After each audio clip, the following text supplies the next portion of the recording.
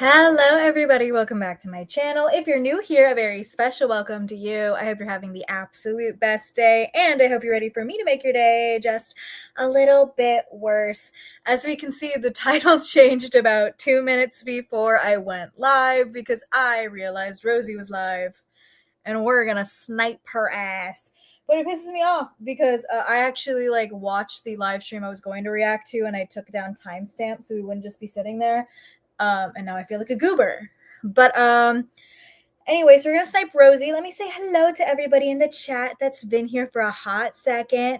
Hello, Mau Mau the Best Squirrel, Stony Buddy, Mad Yikes on Bikes, Smooksy, Pac-Man, Cinnamon Roll, and Mrs. P. Welcome to the chat. I'm so excited. It's been a rough day for your girl. So and Hidden Saruka, hello, welcome back. It's been a rough day, so hopefully I can keep my energy up and not be like a little sad bitch. But we're doing our best here, so let's share the screen and let's look at Rosie. So this is another tummy time stream, which I hate that she's co-opted our phrase. You didn't start that. We did. Okay. So I don't know how long she's been live for. Oh, she's already been live for about an hour. Hopefully she doesn't rage quit. Like the last time I tried to snipe her, she rage quit in the middle of it, which sucks. Thank you, Stony. I'm hoping so. Just like some personal shit. I was in her live earlier. It was so boring. ECMA. I'll make it funny. I'll make it funny. Let's go. Can I speed her up? Ooh, I want to keep that one. Yeah. Keep what? What are we doing? I don't want to read that. Not anymore. Ooh, I love Amish books just because I like learning about other ways of life. Interesting. Okay. Guys, this is riveting fucking content. This is riveting shit here. I love reading about things that just kind of show another way of life. It looks like I added some different queer books. Guys, she's wearing the fingerless gloves. She fucking killed Remy. She killed Remy and took his gloves. He's dead. He didn't actually go back to Texas. She fucking killed him. It's cool. Excuse me. Yeah, she's lying down, Stony. She's on tummy time right now. Yeah, everybody, if you are a member, put in the Dr. Pepper Remy. Rest in peace. In the arms of the angel. Fuck. Mrs. P will probably go back. Thank you guys for just vibing and chatting about books. This has been fun. Oh, she's glad I missed that then. Yeah, I love an LGBTQ romance too. I used to read a lot of manga. I read Fruit. Bitch, don't come to my house. No, you fucking didn't. Don't come into my house. Don't come near me. No, you fucking did not. Bullshit. Baskets. I like that one. Oh, there was this one I was obsessed with. I don't remember the name, unfortunately. As a fake manga fan in high school, I read a lot of those. I would read sometimes I read 4 of them in a day. Wait, and you can't remember any of them but Fruits Basket? You can't remember a single manga but Fruits Basket? I'll start or on High School Host Club. Because I could back then I could read a manga in an hour. Because most of the pictures are just kind of I would go check out 10 of them and come back in a day or two from the library. This bitch is a fake manga. I can guarantee you this bitch is a fake manga fan. Coming from certified anime dork over here. Bitch, don't be lying. I'm grateful I got to go to school before the book banning shit.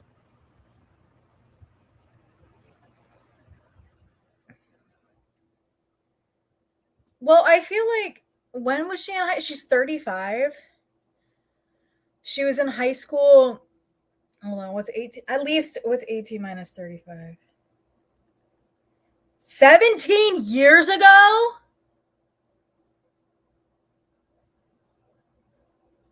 (2011) she was a senior in high school? With the way she acts, you would think she graduated fucking yesterday. Stony, I'm currently reading Dungeon Crawler Carl. Any manga recommendations? I mean, I'm always a big Shonen Jump. I'm a big Shonen girl, which is surprising. I will always suggest a shonen. I think the Jujutsu Kaisen manga is really good. Um, I mean, I love My Hero is also really good. Like an actual manga, it's really good. I think the show cuts a lot of stuff out. Um, there was one. Give me like 5 minutes to remember the one I'm thinking of. Hold on. Barry, that's crazy. I'm sorry, Leo. Yeah. I should like figure out a way to do like a news. I'm thinking of Princess Jellyfish. I like Princess Jellyfish, so I will recommend Princess Jellyfish as well. Letter or like a texting alert sign up or something that I can just shoot something out like right before I do something to people that want to sign up for it through like an automated system.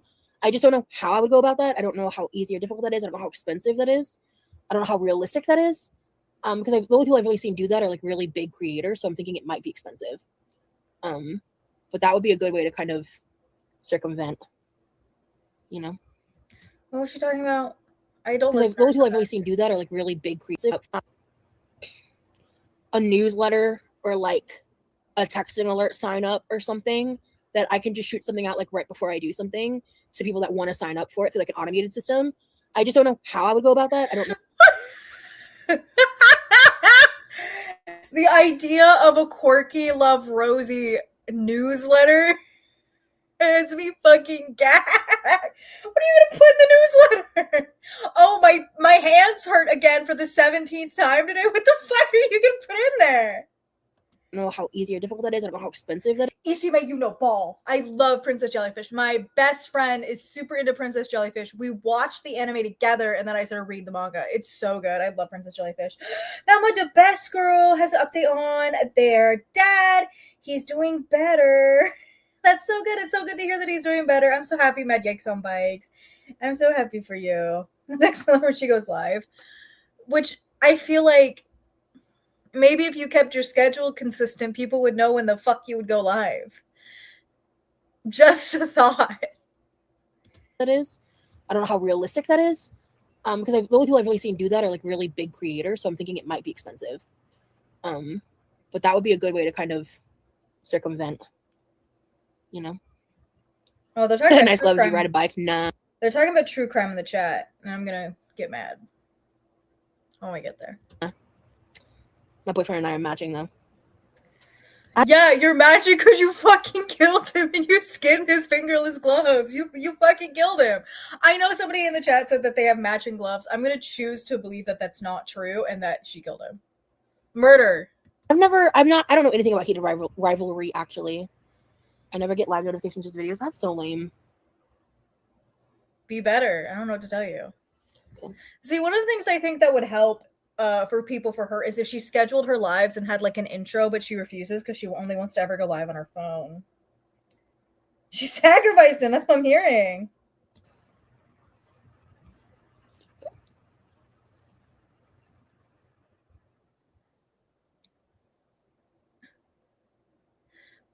I also think, and she does this all the time, it is so fucking rude to just sit there and play on your phone when you are live streaming. There are so many people that do these just like chit chat live streams and all they do is interact with the audience. And it's like, can you not just fucking do that? Do you have to be playing on your phone the whole time? This fucking generation always obsessed with their phone. It's the phone. Space Ranger Rosie newsletter would be more like not for the nonprofit emails, a way to beg for money. Jenny, you're not late at all. I just started. Now with Rosie's stream, we're all a little late. I came in and she was like, I had other plans and then she was live and I changed my plans. Ooh. What history does that cover, that book, Freya? A book. Aw, Pringle. Sweet. You've read the book? Oh. I can give her book recommendations, but she's not going to like what I have to say about her reading comprehension. She's not going to like what I have to say about her reading comprehension because you and your fuck-ass boyfriend tend to never understand what you read. Oh, yeah. Maybe I should read the books before looking into the show or anything. Are the books way better than the show? It normally is that way. Oh my god, I love listening to Lives at Work, Jenny. Ooh.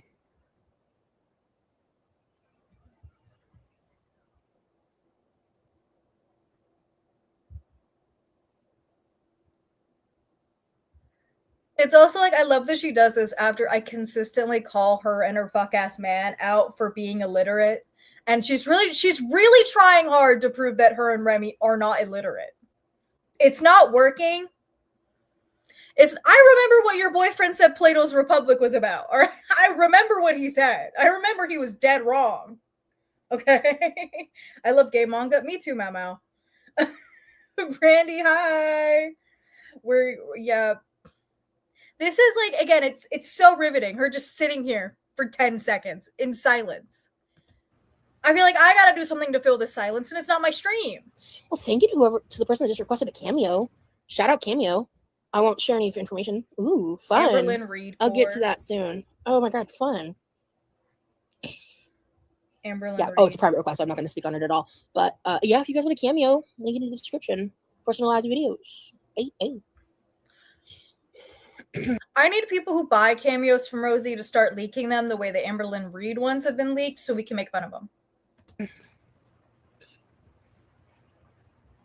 I actually really appreciate it. I really appreciate that.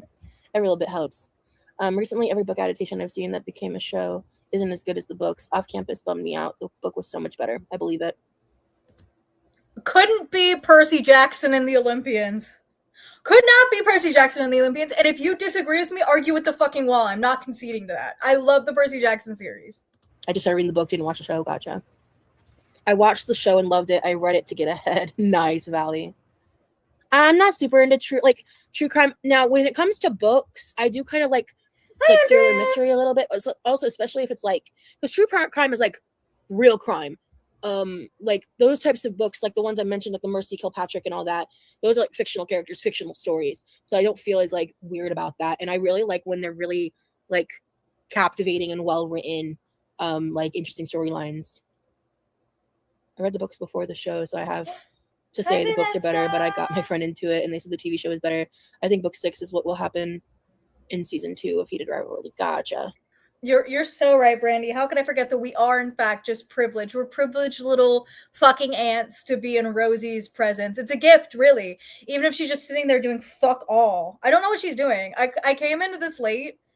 I don't know why she's just on her phone. She's probably adding shit to her Amazon wish list. Probably adding stupid shit to her Amazon wish list. He must be really deep in Magic Gathering right now.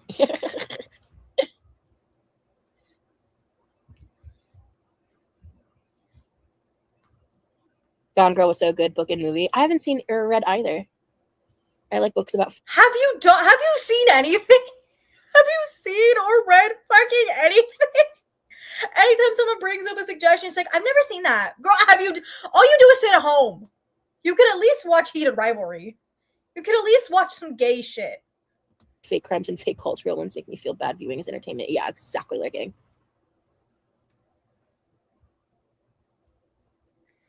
And like with that true crime topic, I agree with that. I think there are some people who really do just exploit true crime, but let's also not pretend like that hasn't been something for forever, because it's also part of significant propaganda, but also the fact that there shows like Unsolved Mysteries and stuff like that have been around forever. And like shows like Unsolved Mysteries have helped cold cases get solved. I mean, like BuzzFeed Unsolved, for what it was, helped solve several famous cold cases because it got people interested in the case. I think it just depends on the person presenting the true crime. You know what I'm saying? Listen, I don't know how many people spend their life sitting down but not reading or watching anything. I have no idea. Jenny, but Heated Rivalries, men being gay, probably eat her. Probably. She can't handle it. Hey, she cannot handle it.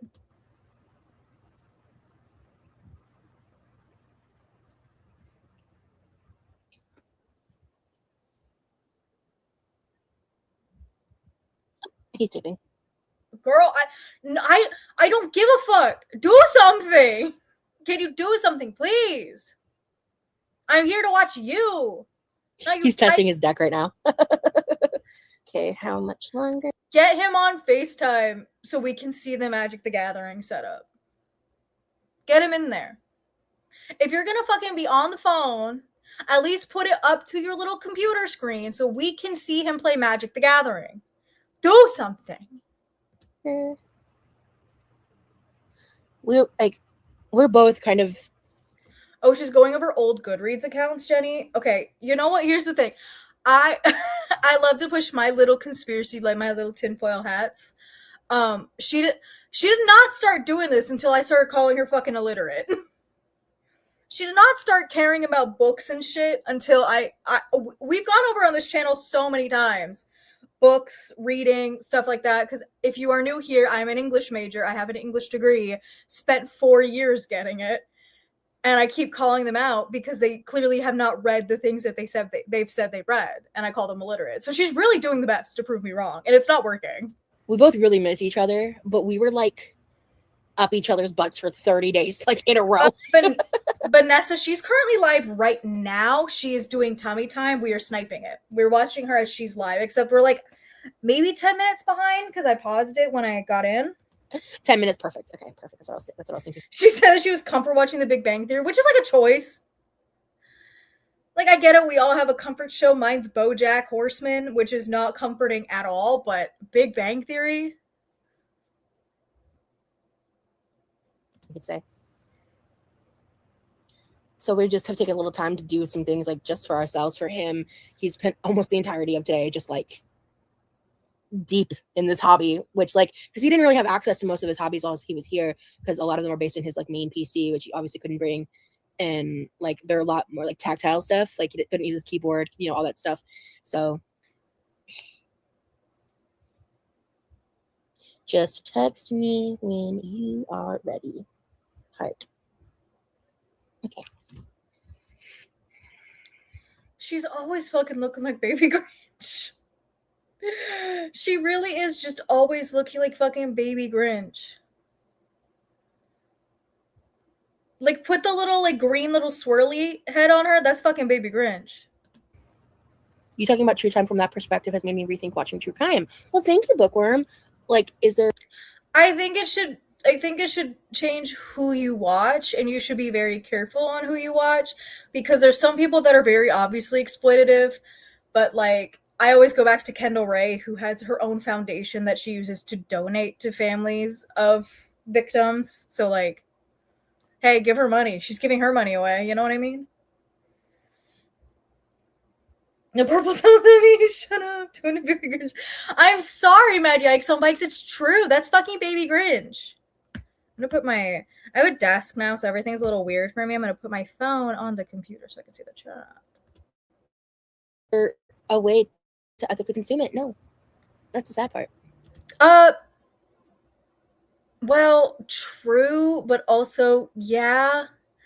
There are people who cover the cases specifically so things get solved and give links to the police department and resources.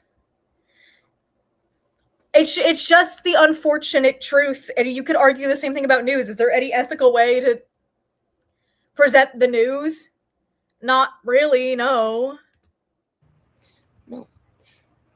It's one thing to watch like media that's approved by the families that shows the facts of the case and the story of the case. It's another thing to watch people put on their makeup while they talk about they retell true crime stories from like their perspective or are doing mukbangs while they talk about it, which is why it's I fear she watched a Danky Jobo video about that. I fear she watched a Shepherd Boy video about that because I feel like that he made a video regarding that like super recently. Because that's a definite dig at Stephanie Sue.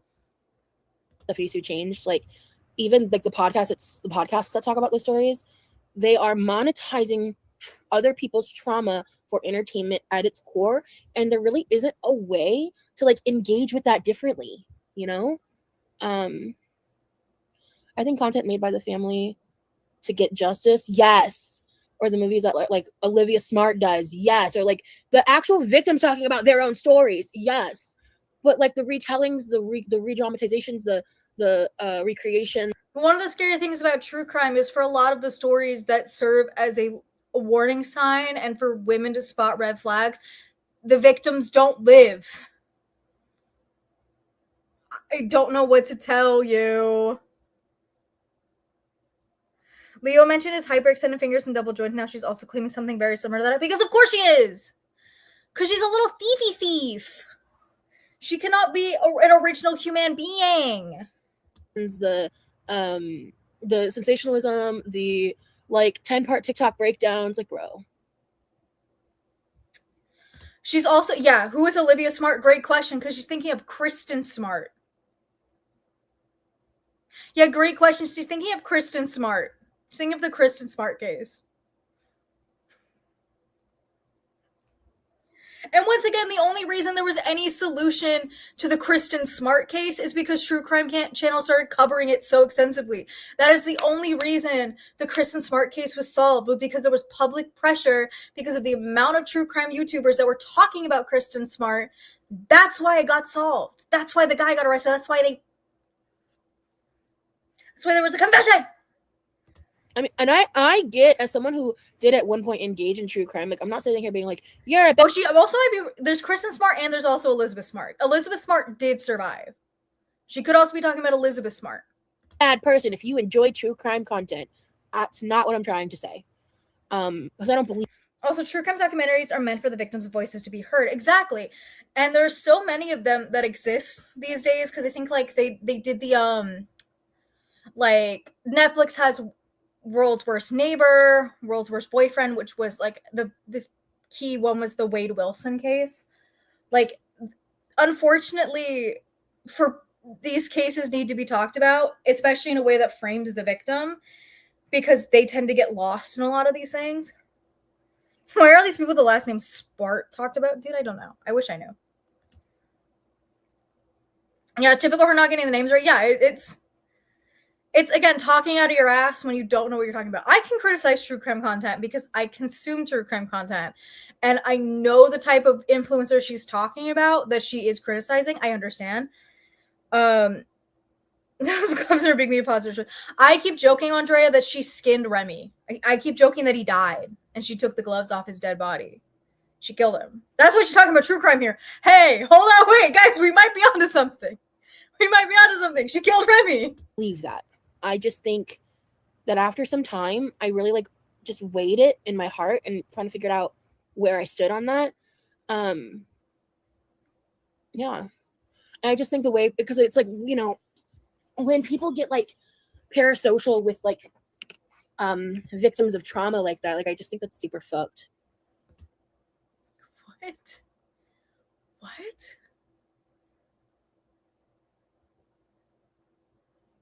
What the once again, framing this in a way that can go back to her. What are you talking about? That's not why people are into. Okay, girl, whatever the fuck. Yeah, I can't imagine being a family member and seeing someone talk about my loved one's murder while they're eating ramen or something. Yeah, exactly. Those content creators, I understand, but saying that they're like all true crime is bad because those content creators are dog shit is not. You can't do that. There's so many content creators that do so much good, especially for victims of families and for unsolved cases. Once again, there's reasons why the show Unsolved Mysteries has been around for 100 bazillion years. Exactly.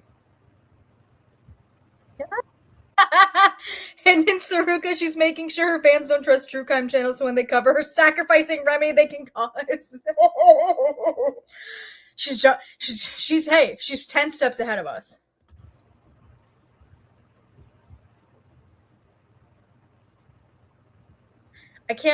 I cannot wait for that to be her next breakdown. It's the fact that we're theorizing she killed Remy. She killed Remy. She got me. Oh my god. She did an 11-hour marathon about life by Jen, who had passed away. And she keeps the Stefan's ex-partner who passed. Her name can't stay out of her mouth. Danielle is so busy, but I think we're setting up a hangout in the future. It's not gonna be for a while because she's going out of town again, but still in I don't know. Oh my god. I fear she always knows when I'm onto her. The chat is indicating she ended the live. She always fucking knows when I'm in here. Whoa. Hello? True crime ruins me because I think of the fear each victim has before that. Yeah. Yeah, Brie. Yeah.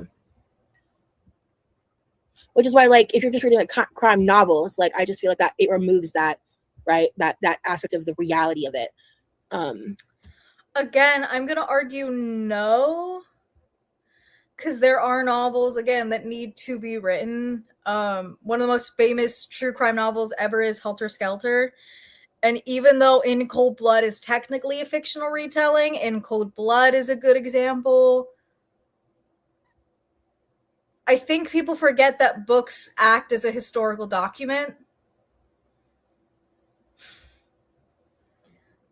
I think people forget that. I think she forgets that, actually. Dude, I know she's gonna.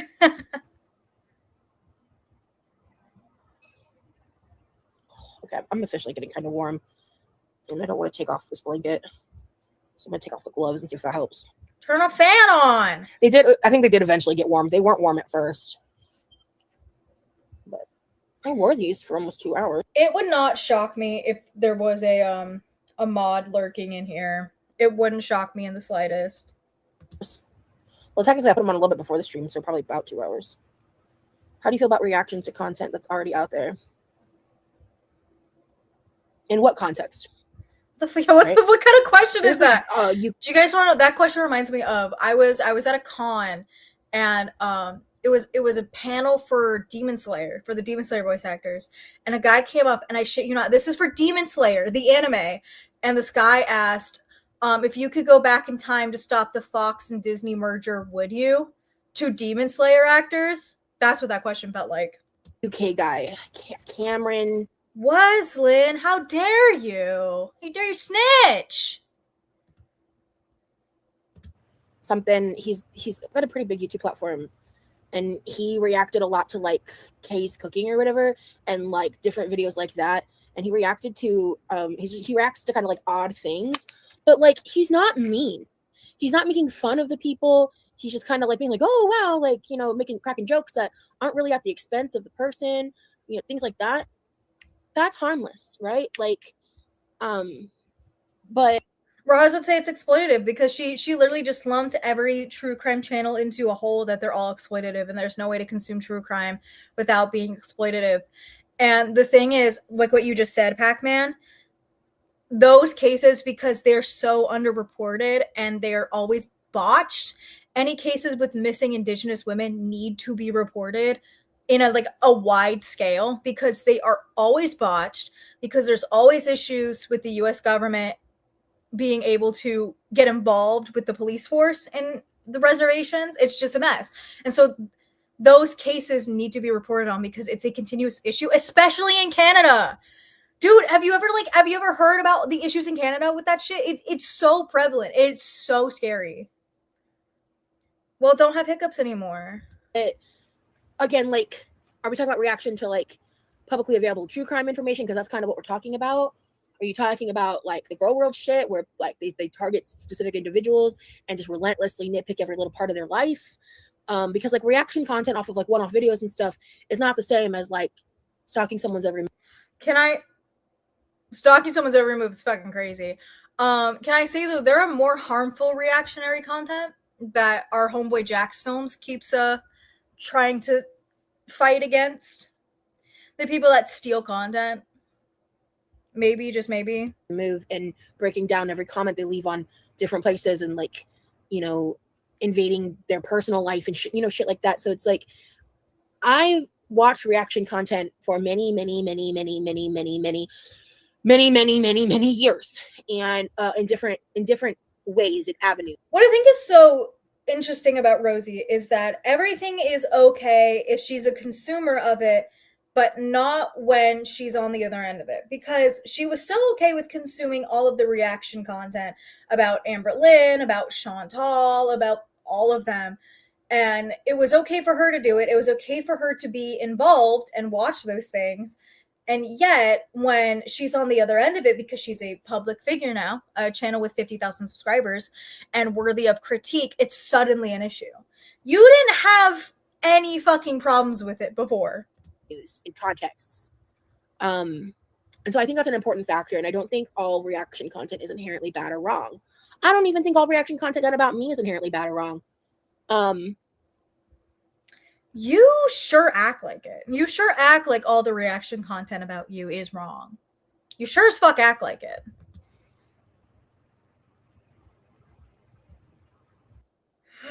Isime, you made Rosie green. Can you put in the community tab? And we'll look at it later. Sorry, my nail was like frayed and I didn't want it to get caught on something.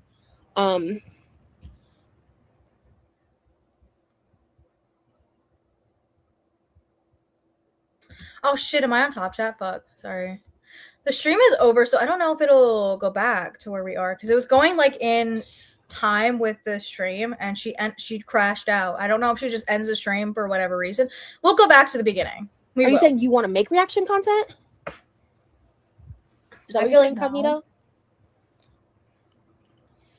Because what I will say as someone who has viewed that kind of content for a long time now, I think there's a lot of channels that genuinely kind of start out that way, where you're saying, like, from a psychological standpoint, with biases pulled out, so not judging as much as noticing patterns and giving advice, but not cruel.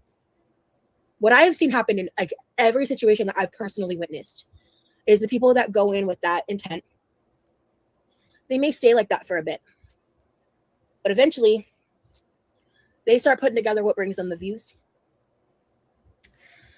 I don't think it's that. I think that people get tired of your fucking bullshit, because it's the same old story with Amber Lynn, with Chantal, with whatever. When we try to give you the benefit of the doubt and we want you to change, you never do, and it's a continuous cycle of disappointment. And no, yeah, I want to know which ones she says are the good ones. Isume, I'll show it at some point in the stream. I'll show it at some point in the stream, so we can all get the proof that she's the baby Grinch.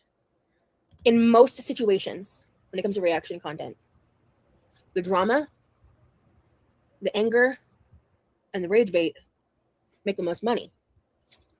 And eventually, especially if you reach the point of being able to like make your sole income off of that, you're a lot more dependent upon the views and making sure you're hitting a certain number every month, so you keep a roof over your head, right?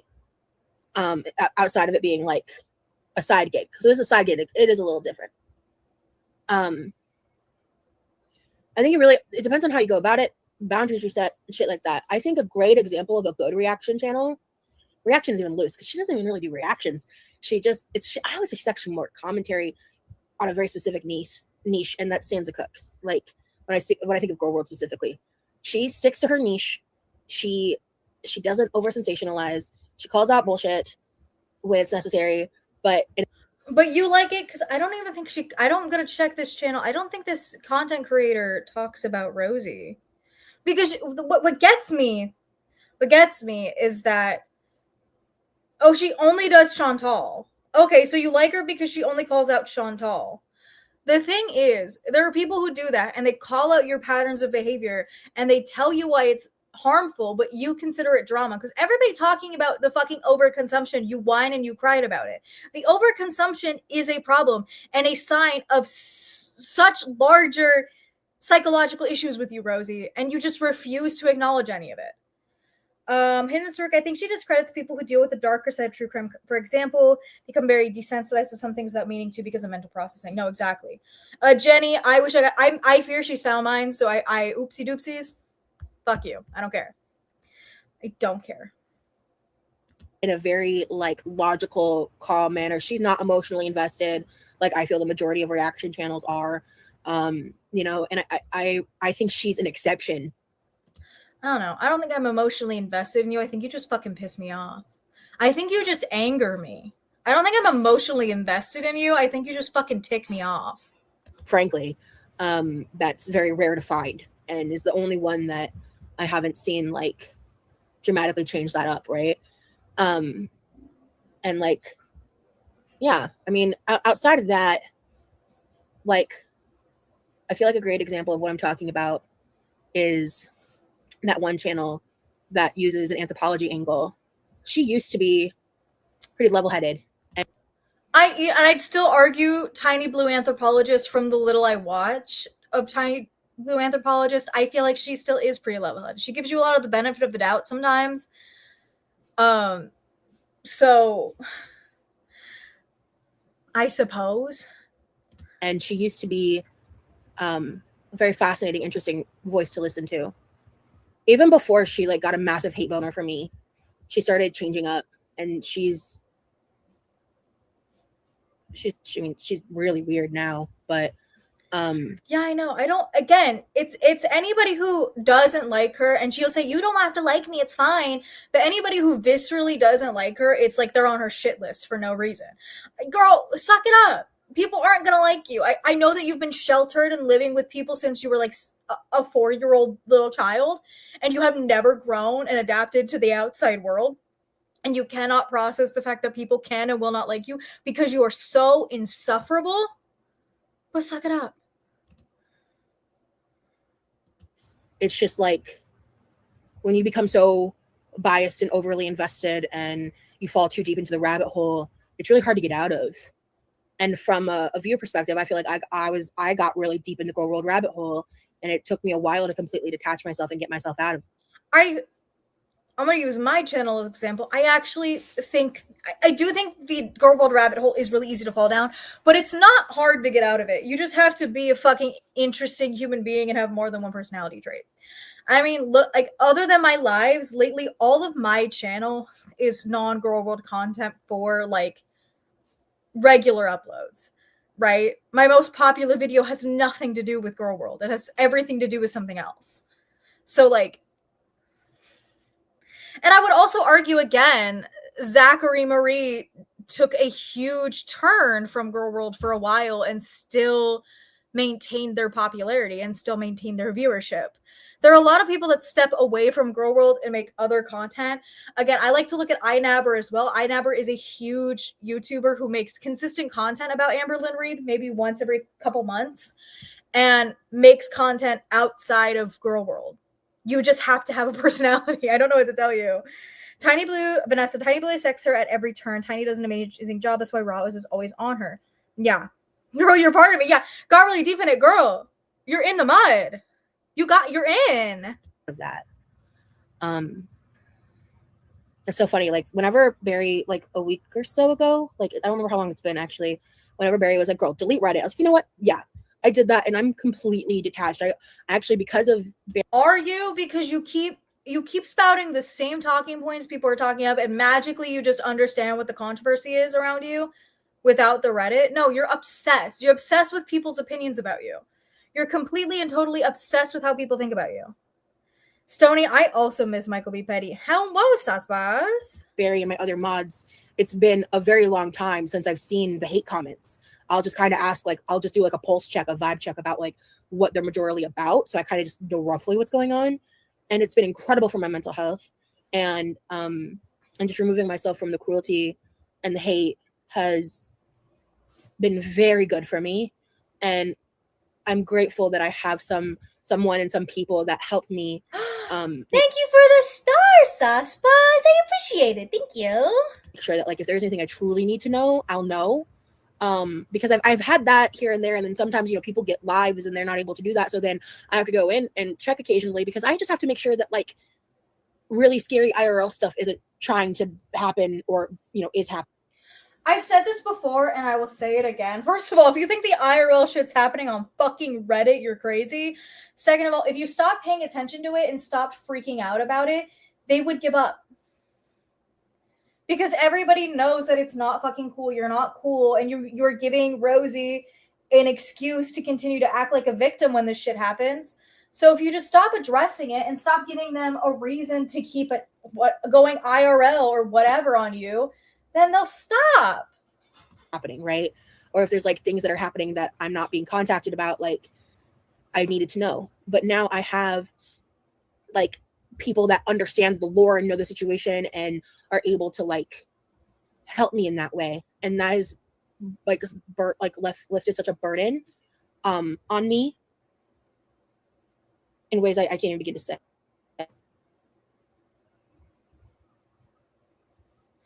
Again, if it's lifted that burden, you would not be talking about it at every turn possible.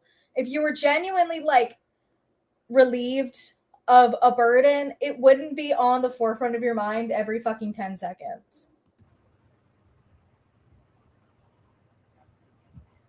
Say it louder, Smooksy. Doxers are losers. People who touch the poo are losers. Don't do it. Stop. Don't do it. Watch the show from afar. It's like, would you go if you were a fan of Law and Order SVU? Would you fucking go on set to Mariska Hargitay? No. Corn dog. I also had a really, I had a really shitty day today, so I'm hoping Rosie and the chat can lift my spirits.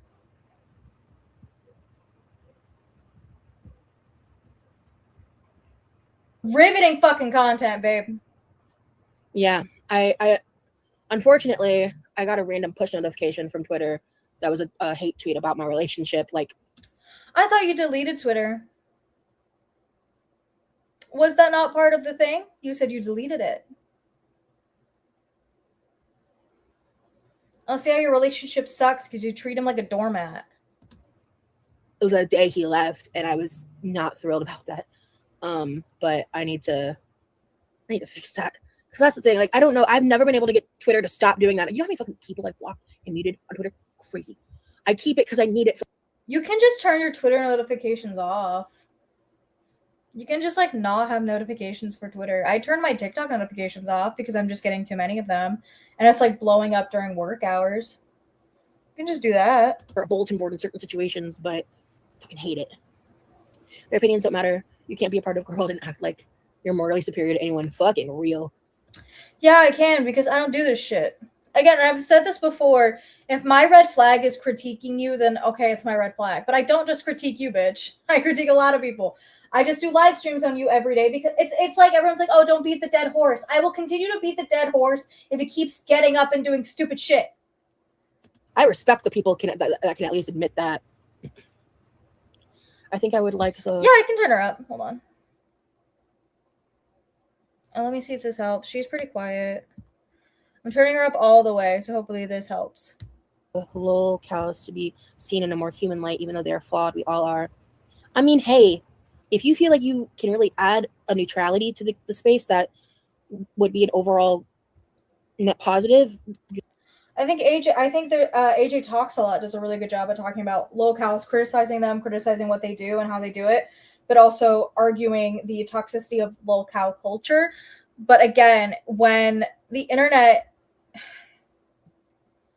there are examples of locales that are genuinely super mentally ill. I'm not going to argue that those don't exist.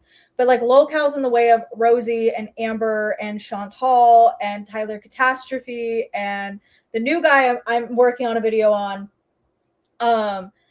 it's the idea that they continuously are able to make money off of platforms like this and are able to exploit these platforms. I thought she was taking a break, baby Geico. Dude, me too. she took a break for like 2 days, and then went on a live yesterday? Yeah, yesterday, crying that Remy wasn't there. Now she was live today, but then as soon as I got in here, she fucking stopped. You know, good for you. But if people are even remotely compassionate in my direction, they get fucking shit on, bro. So at least I'll say that from me. I mean, I'm sure it's probably the same for the other ones too. Or, you know, I don't know what it is like for other people. I know I'm not. At least, I was gonna say, at least she recognized she's a lolcow, and then she's gonna say, I'm not a lolcow. They're mentally ill, but not in a you'll go to jail way, but in a normal way. They're mentally ill in the way that they need to get help, and like we will continuously yell and scream at Rosie and Amber because they talk about like, oh, the reason I do these things is because I'm mentally ill. Your mental illness is not an excuse to treat people like fucking dog shit. Go to therapy. Go and actually receive the help that you need. An LOL cow. I know I'm perceived as one. I know I am. You are one. I hate to break it to you, babe. You are one. Considered one in the internet space. I'm not delusional, but I know in reality I'm not one, and you can't convince me otherwise. But it's stuff that she says like that fucking pisses me off because Rosie has no way to comprehend the fact that other people's opinions might just be right. It's the way that she's like, I'll say I'm sorry if I think I'm wrong, but if I'm not wrong, if I don't think I'm wrong, I won't say I'm sorry. You don't say you're fucking sorry if you think you're wrong. You say you're sorry because you fucking hurt somebody's feelings, you dumbass. Like, I hate to break it to you, if everybody in the room is calling you a lolcow, and you're like, well, I know I'm not one, there is no shot in the fucking world that everybody else is wrong and you're right. No shot, dog. Ultimately, I'm not going to waste time, energy, or patience on trying to convince people who are committed to the mission of misunderstanding me. We understand you. I think you misunderstand. We understand you fucking perfectly, babe. We get you. We understand. We don't like what we understand is the problem. Hate viewing makes lots of money. It's sad how much laughing at others bonds horrible people together. Yeah. I think horrible people and misguided and hurt people that aren't able to look in on themselves. Girl, I need you to go pick up like a therapy book, pick up Depression for Dummies and read it because you clearly don't know what the fuck you're doing. You don't know what you're doing. And one of the reasons I think people are able to critique a lot of Rosie, and she keeps going on this tangent about like they can't look inwards on themselves. Most of us have already made the hard changes. That's why we're getting pissy at you because you're 35 and still incapable of making the changes necessary to become a better fucking human being. Because I'm sorry, if you claim that you have made changes and that you are a changed person, you would not tell people, I'm not going to apologize if I don't think I'm wrong. Because that's fundamentally an immature thing to say and an immature mindset to have.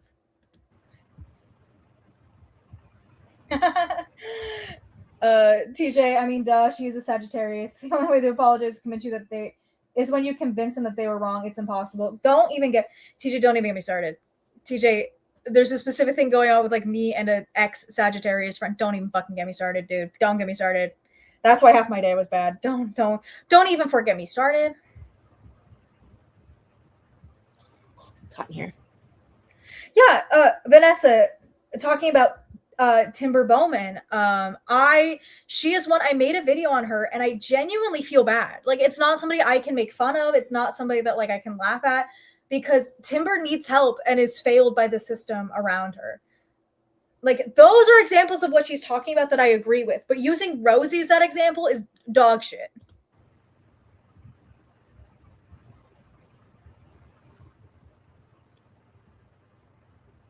Ew. Why are you looking like that? Bitch. Me when I saw me when I saw the Doomsday Lego. All right. What's that about? It's so wrong because they forget there's a person that they're turning into entertainment regardless of their feelings. Yeah, because the Well, the problem the problem is, girl. The problem is, girl, you yes, there's a person behind it, but the person behind it is so exploitative and nasty that it's just at that point, go, leave, get a job. whole point is to dehumanize me. That's kind of the whole like underlying, like the kind of underlying bubble guts of girl world is like. Dude, don't even again, TJ. Maybe at the end of the stream I'll rant about what happened today, but like something very fucking similar, dude. Something very similar. And unfortunately, not to bring like zodiacs into this, not to get all like witchy bullshit like Rosie does. I'm an Aquarius, so my biggest red flag is I think I'm always right. But I'm an Aquarius, so I usually am always right. The inherent draw subconsciously to the majority of these people is the dehumanization of fat people. You can keep deluding yourself. That's not true. The fatness is what draws people into girl world from their own eating issues. Yeah, I'm not gonna argue with that. I won't argue. For a certain group of people, yes, I will not argue.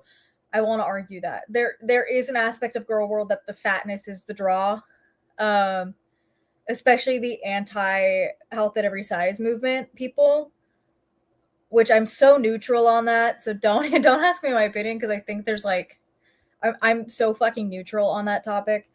Um,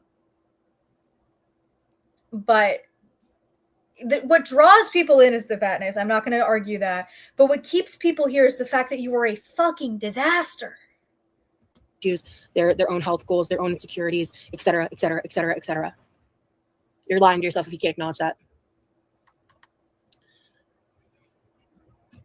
Most of the reactions are LOL cows themselves. Speak for your fucking self, bitch. Speak for yourself. I'm just a girl. Speak for yourself, motherfucker. Ah. To me, being shit on by people who find being awful to others funny means I'm doing life right. Yeah. Amanda. Well, can we talk about you then and the fact that you get off on being awful to others?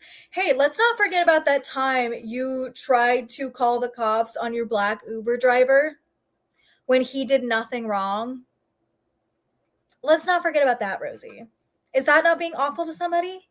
Is treating your boyfriend like a fucking servant not being awful to somebody? Is bashing the mental health facility on a poor side of town not being awful? Is it? Because I think it is.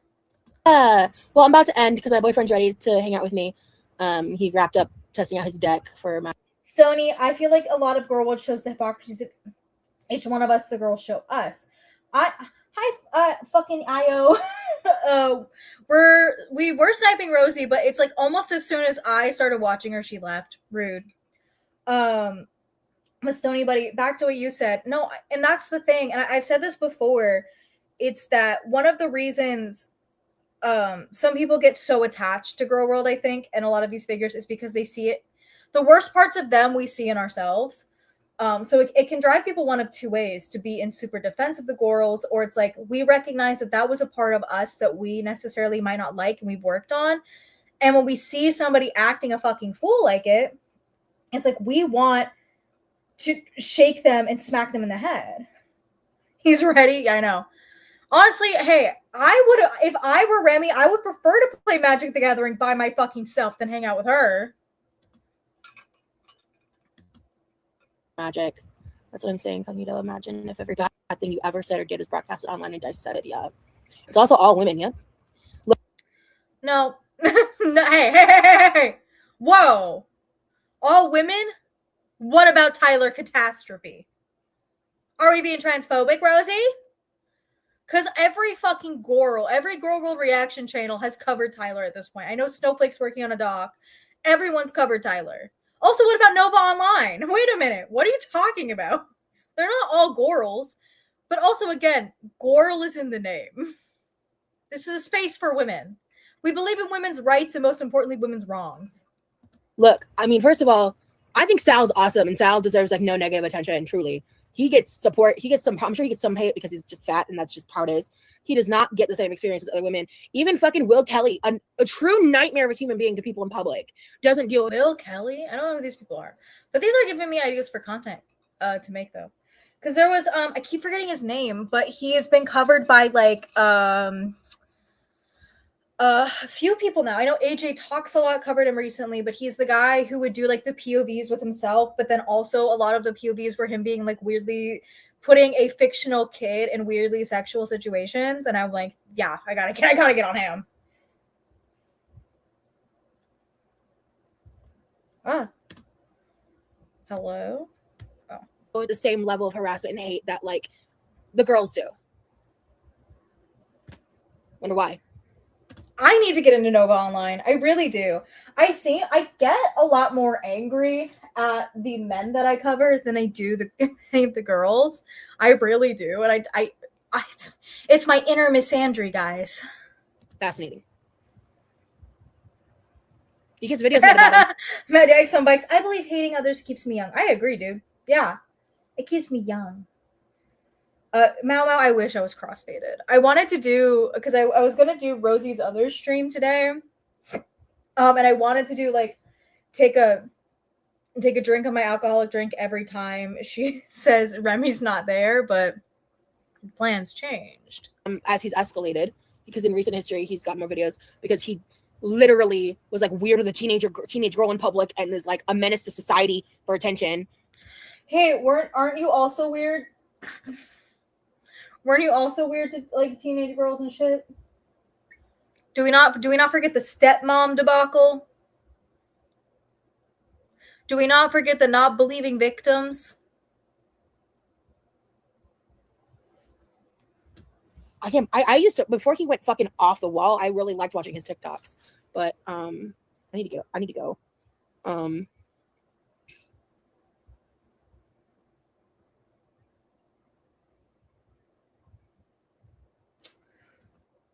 Are Tom and Amanda and Gamer Girl fucking? Do you guys see that shit? Do you guys see that shit in the chat?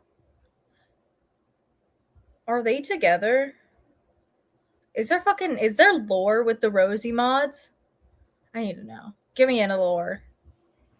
Absolutely, Pringles. Thank you. Yeah. If you want to watch the replay of this, I read the review and I was trying to not laugh the whole time. Okay, all right, guys. I'm gonna go hang out with my boyfriend. This was fun. I ended up being able to be live longer than I thought. Perfect. I was really like rooting for Remy to just fucking ghost her. I was really, really rooting for Remy to ghost her. I want no more Nova streamers because I know everything, and the main guy is a toucher. So the R's are, and I can't do that. There was something I saw, and it was a guy in his channel, and he's like, I trolled Nova online for a month, and I didn't finish the video, but I'm like, I'm interested. All right, so I'm gonna go spend the night with my sweetie. Y'all have a wonderful day, a wonderful evening wherever you are, and stay true. Bye, guys. Hang out with her boyfriend means she's going to kill him and steal more of his fingerless gloves. That's what it means. Okay, we're gonna start from the beginning with this one because I want to. Actually, we're not gonna start from the beginning. We're gonna start where she admits to murdering Remy and stealing the gloves. Because simply, I want to know what we walked in on. Simply, I gotta know. What did we do here? Let me see if I can get the chat to match the. I didn't sleep. I didn't sleep last night, and then I napped, and I'm like, I feel better. Oh, also, okay, listen. So she killed him. She killed him. He's dead. Remy died. I'm gonna move my computer really quick. I was sitting in my little desk chair. I no longer wish to be in the chair. I'm gonna move things just a bit. I no longer wish to be in the chair. All right. There we go. Okay, so when my boyfriend ordered those gloves that he came on like on the first live, I think he wore them a couple times. He ordered these first, and they were one size too big. So he brought them with him, and I forgot to wear them while he was here because they were just chilling in a suitcase. One size? Bull fucking shit, bro.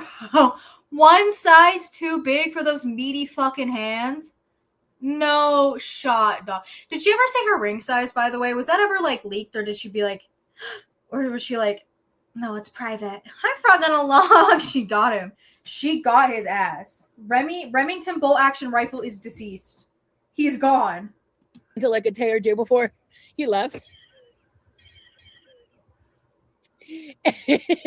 And so we have matching fingerless leather gloves. And Yeah. I put them on before the live because it made me smile. So we are doing fingerless glove tummy time today. That's the vibes. That's what we're here for. Did I tell you hi, Frog on a Log? Rest in sleep, token Remily. No, I know. Speeding her up a little bit more. She's so... It didn't even feel like I sped her up. It's like you're in a Muppet biker gang. Don't do that. Don't talk about the Muppets. Why would you talk about the Muppets like that? I wanted to like go, no. Connect with the stream. Caught in fucking 4K. She turned the chat off. Why is she doing this? Why is she... Be bold. Why is she turning her chat off? That would explain why when I went back to the beginning of the stream, it didn't automatically go back. This always happens. What is she hiding in there?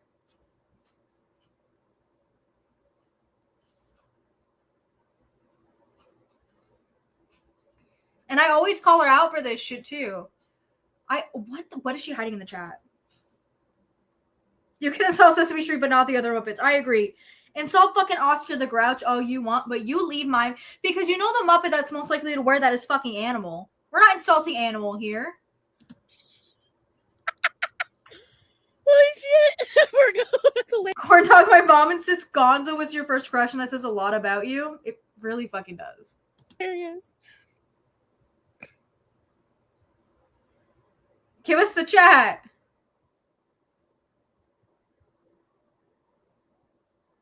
Your fingertips must be freezing. Yeah, I'm shivering my timbers over here up in the Florida heat.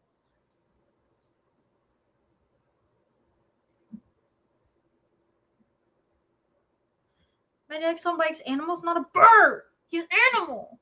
That's what Animal sounds like to me. You have Sorry, I'm literally texting 4 people. Everybody drop your favorite Muppet while Rosie's in silence. Thank you. Yeah. So yeah, because I was like, I'm not sure. And earlier today, I was like, you know what? Fuck today. I'm canceling today. And then I did for a little bit. And then I ate dinner or lunch or I don't know, my second meal of the day. It's an inside joke with my fucking community bro. Shut up. I want to know what they said now, but I can't because she's a little pussy bitch and turned off the chat. It's not good. Well, your name still shows as Havy Wavy. So if you renamed it, I don't see it.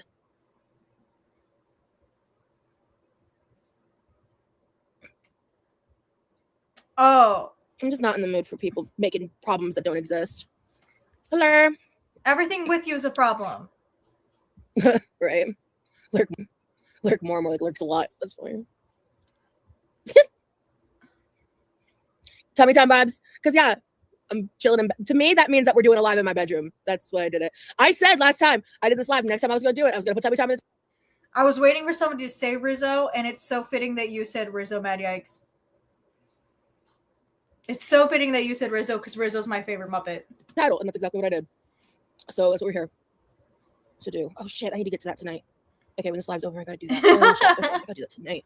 Baby Gecko, you're so silly. Hi, lurking. My room is clean. I need to organize stuff. I haven't. No, not today. No, this is my first form of productivity, which I use very loosely. By that I mean, is that not what you made your boyfriend do the entire time he was there? Fucking clean shit. What was he there for then? And I'm here live right now. You people crack me up. Yeah, no, honestly, like right now, there's just like some miscellaneous things on this table I need to sort through. What I honestly need is like a desk with some drawers for storage because I don't have a ton of. I don't own a ton of shit. Like, contrary to popular belief. Are we fucking sure about that? Are we sure about that? Because you sure as hell own like 18 zillion pairs of fake nails. Where are you putting those? Are they just slung around on your floor? I really like minimize and like sort through and like donate and stuff. Hey Dank, I am very cozy. I'm a blanket burrito. See? This is the vibes for today. This is like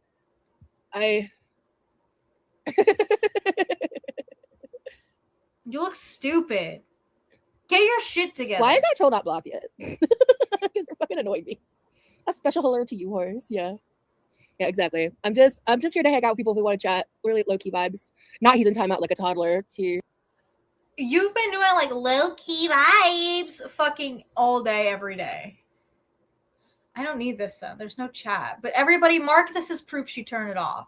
Because she's a little baby. Oh, good. Okay. Yeah, this live's honestly probably going to only be about an hour or so because I surprised my boyfriend with like a grocery order of just a few things. And I want to hop off whenever it arrives. Can we also talk about the fact that she's able to buy like several $100s worth of bullshit? I think if I calculated it right, the Amazon Prime Day sale was like $500 or so. She can do that, but she can't pay $130 monthly for pool fees. She can't go see a doctor every once in a while, but she can spend several hundreds of dollars at a time. All right. Talk to him because we talked a lot today, and he's currently building his Magic the Gathering deck because I think he's going to start like actually playing. And so I realized like because he just got home yesterday, so he doesn't have much. So I just got him a few essentials, so he has a few extra days before he needs to do like his big grocery shop because he wasn't there for like a month, you know. No, it's not a weighted blanket, Brie. It's just a very fluffy comforter. I unboxed it a long time ago. Couldn't tell you what video.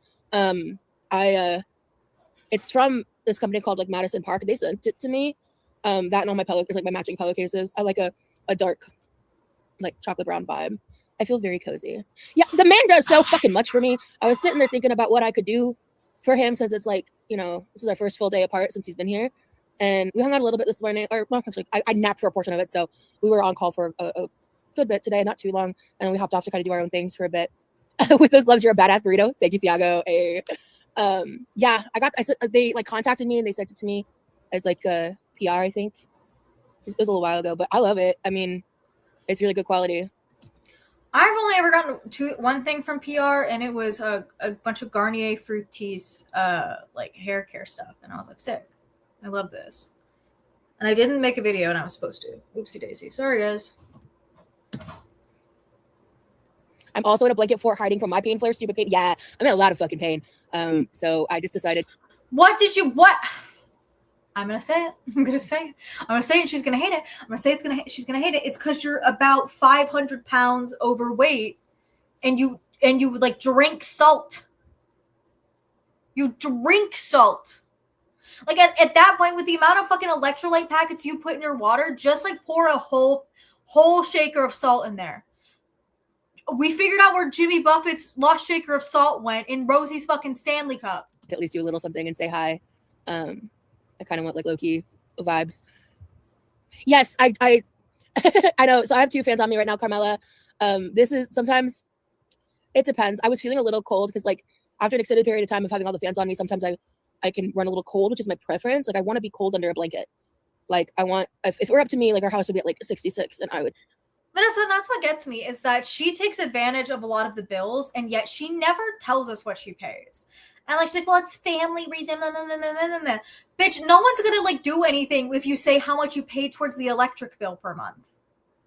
Oh shit! Speaking of, oh my god, Be like huddled under a blanket, but yeah, I need to make some more butterfly pea flower tea like on the real cam. I haven't had it in a long time. I have all the ingredients. I should really do that, actually. Oh, I should have gotten some oranges.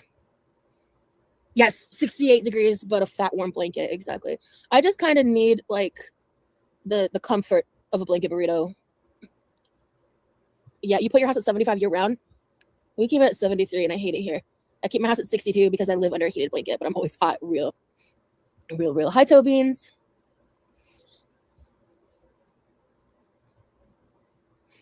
Our power is like so fucking expensive here, bro. Or utility, whatever the fuck you call it. Electric bill? Yeah. caught in fucking 4K. Didn't pay my electric bill. I just paid it. Oh my god. I got caught in 4K.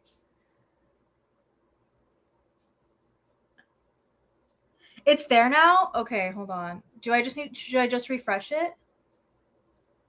Should I just refresh the page then, Jenny?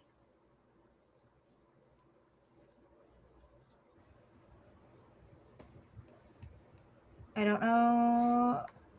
Okay, I don't know where we left off. Like a lot about feederism and different stuff. Last I night, guess what the fuck we're there. Like, okay, hold on. Thank you for letting me know. Thank you. All right, everybody, we gotta apologize to Rosie. She did not turn the chat off like a little bitch. I can still call her once. She just didn't turn. It's not for her turning the chat off.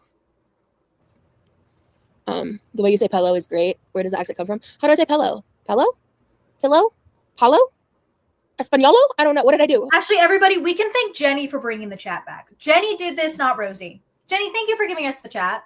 Is it pillow? Is it how I say pillow? That's how I say it, right? Pillow? Now I'm overthinking it. And nothing makes sense. When I have the bubble guts, I love them. That's crazy.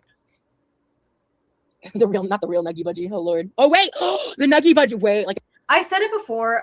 One thing Rosie does is always remind us to better ourselves, and I can't believe she reminded me to pay my fucking electric bill. I can't believe she reminded me to pay my electric bill. I cannot believe I forgot. I caught myself in 4K. My landlord's really chill though, so I'm hoping it's okay. That's tea, toe beans.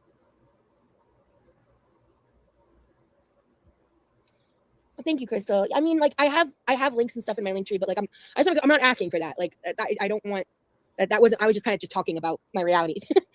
I don't want the drama of that, please. Yeah, What it's was pain is hard to the drama though? I want to know. deal with. Exactly. Yeah, it's a joke. Like it started when someone said it in a comment in a live stream, and I think it's hilarious. It's just not that fucking serious. It's actually a Zachary Marie joke, so pay your fucking respects. Yeah, I've heard a lot of people complain about that, like how it hurts their back. I just can't do it for too long. But I don't know. Yeah, it hurts my back like a bitch. But most things hurt my back because I'm a geriatric old man at 25. It might change when I lose the weight. I don't know.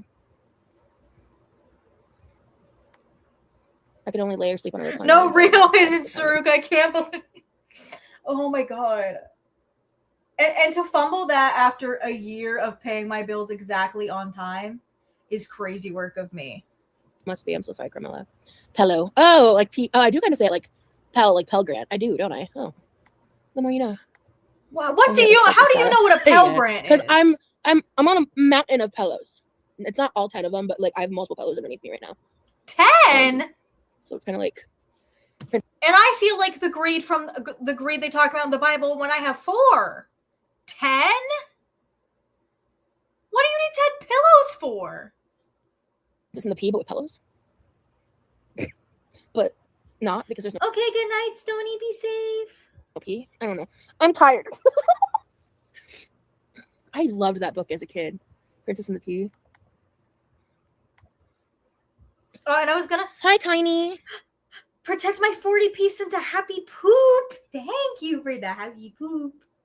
Olive, I was gonna mention something like that because in the last stream, the one yesterday, Teakwood bought her another bottle of Willie's, which people are like starting to throw around the theory that like Teakwood's a greeter, if you will.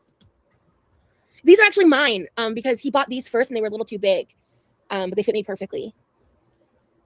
We're just delicate, cozy flowers, yeah. And I opened the drawer not long before I went live and I saw them and I laughed and I was like, this would be a good opportunity to wear these. I'm not asking for money. I mean, I guess your brain's broken or your hearing's broken.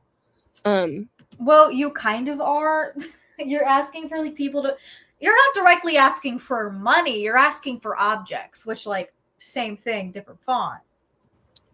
It's 8:10 here. Speaking of.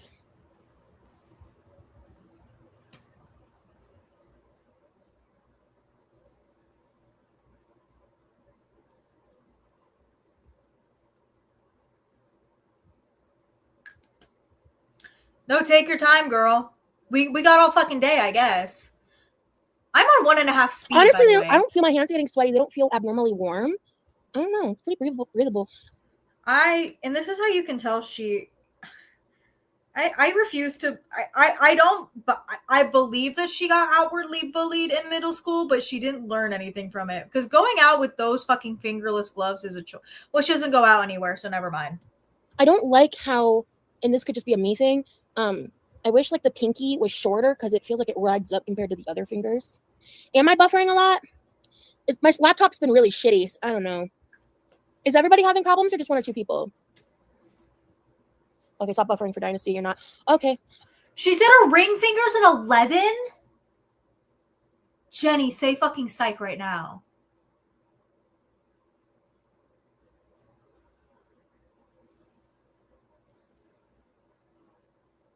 Remy's ring finger has to be like a 2. If you guys are having problems, try to leave and come back. Like leave, completely close out and come back. Maybe that'll help. I don't know. I'll leave and never come back. I have a few pair of gloves. They're from Dollarama. The ones for fall. They have an extra layer underneath that you can take it out and wear only the cute cutout ones. I adore them. They're striped. Oh, that's cute, Quinn. I like that. It's been storming like a little bit every day. Okay. Cornell Kitty, yes, and I agree. And when I say that, I don't mean people should be bullied. I don't mean people should be bullied at all. I think cringe is free, but certain cringe you will not be allowed to be free. You know what I mean? Like certain cringe. Like I think she mentioned in the last stream, she's like, I would love to cosplay Rose Quartz, stay at a family business. You're not the right cringe to be there. Cool, you refreshed it. Everything seems fine now. Not Yolanda Hadid's bowl of almonds. Sorry, I just clocked that. What a username. It's not for me. I think you just got quiet for a second and it did look paused, but your eyes were moving. Gotcha. Okay, gotcha. When I was so still, people thought I was buffering. So something really interesting happened yesterday. and I thought I'd share it. I also just got permission that I can talk about it, or not permission, but I just checked to make sure it was cool. I had a really I think my ring finger is also somewhere around it. I don't remember. Oh, I'd have to text my dad because the only ring I wear, I don't wear a lot of rings because I have really like short fingers. So unless I have nails on, my hands look really small. Um, but I think I wear a 7. I think that was my mom's ring size. I can text my dad real quick. Hold on. really interesting long conversation with someone privately. Her name is Sumi Sucks on Instagram. And she's someone that like after the doc went to Stefan's house, which I have a lot of opinions about, and I told her all of those opinions. And I had a conversation with her like a lot about fearism and different stuff last night because she's like an active model and she is affiliated with Stefan, which I told her exactly how I feel about that. But in that conversation, and you can feel whatever way you want to feel about it, but let's not forget that you gave him a platform. Maybe inadvertently, but you still did it. You gave him a reason to be like, oh, I turned Rosie onto my side. I'm texting my dad because I've never actually got my hand measured. I just wear my mom's old ring and it fits me. So I'm asking what that size was. Something I haven't talked about publicly is I want to say probably a few weeks ago, someone texted me and informed me that Stefan took my quote from the trailer, made merchandise. Is that true, Candy Spirit? Is your ring size the same as your shoe size? Cool. He has no idea, everybody. I have no fucking clue then. I think it's around a 7. I think. But he said no. He literally texted me, no idea. All right, thanks, dude. Thanks, homie. To it and has been selling it for weeks now. And so I told her privately how I felt about that because I kept that to myself because I don't want drama. I don't want to engage with the Paradise people. Wait, I'm gonna go back. Made merch into it and has been selling it for weeks now. And in that conversation, something I haven't talked about publicly is I want to say probably a few weeks ago, someone texted me and informed me that Stefan took my quote from the trailer, made merch into it, and has been selling it for weeks now. And so I told her privately how I felt about that because I kept that to myself. Well, unfortunately I do agree with her here. I do think it's pretty fucking scummy for him to do that. Especially because it is Rosie's quote and Rosie is somewhat publicly anti-Stefan, but also because that entire documentary is talking about how you exploited and allegedly abused all of these women, and you're going to make merch off of that documentary. You have no remorse for what you did. Unfortunately, I do agree with Rosie here. Like, that's so fucking shitty. Because I don't want drama. I don't want to engage with the Paradise people at all. Like him and the people that have been that were attacking me and stuff in his community. But I told her exactly how I felt, and I told her some of the things that were cut out about why I think that's so heinous and fuck. That's not a point. That's not the point, bro. It's not the point. Again, making anything about that always about her, and I get it's her quote, whatever. But the idea that he is making merch off of that documentary where it talks about all of these women he has wronged and he has hurt and allegedly abused, that should be your problem, not the fact that he used your quote. Why does everything have to tailor around you? Why does it not fucked up and evil to take a quote about me talking about my own trauma and monetize it when I didn't even do that? I think that is diabolical, actually, and disgusting. And I told her all of that plus a lot more. And within an hour, she got him to basically pull the merch from his store. And because he didn't use my face, he used like a random figurine of a plus size woman. And I guess he's planning to address that at some point. I don't care. I'm not watching. I'm not affiliated. I think. Well, you clearly were because you were all up in those comment sections in that live stream. Again, I do agree with her. It's scummy for him to do that, but once again, her reasoning is so self-centered and not actually in regards to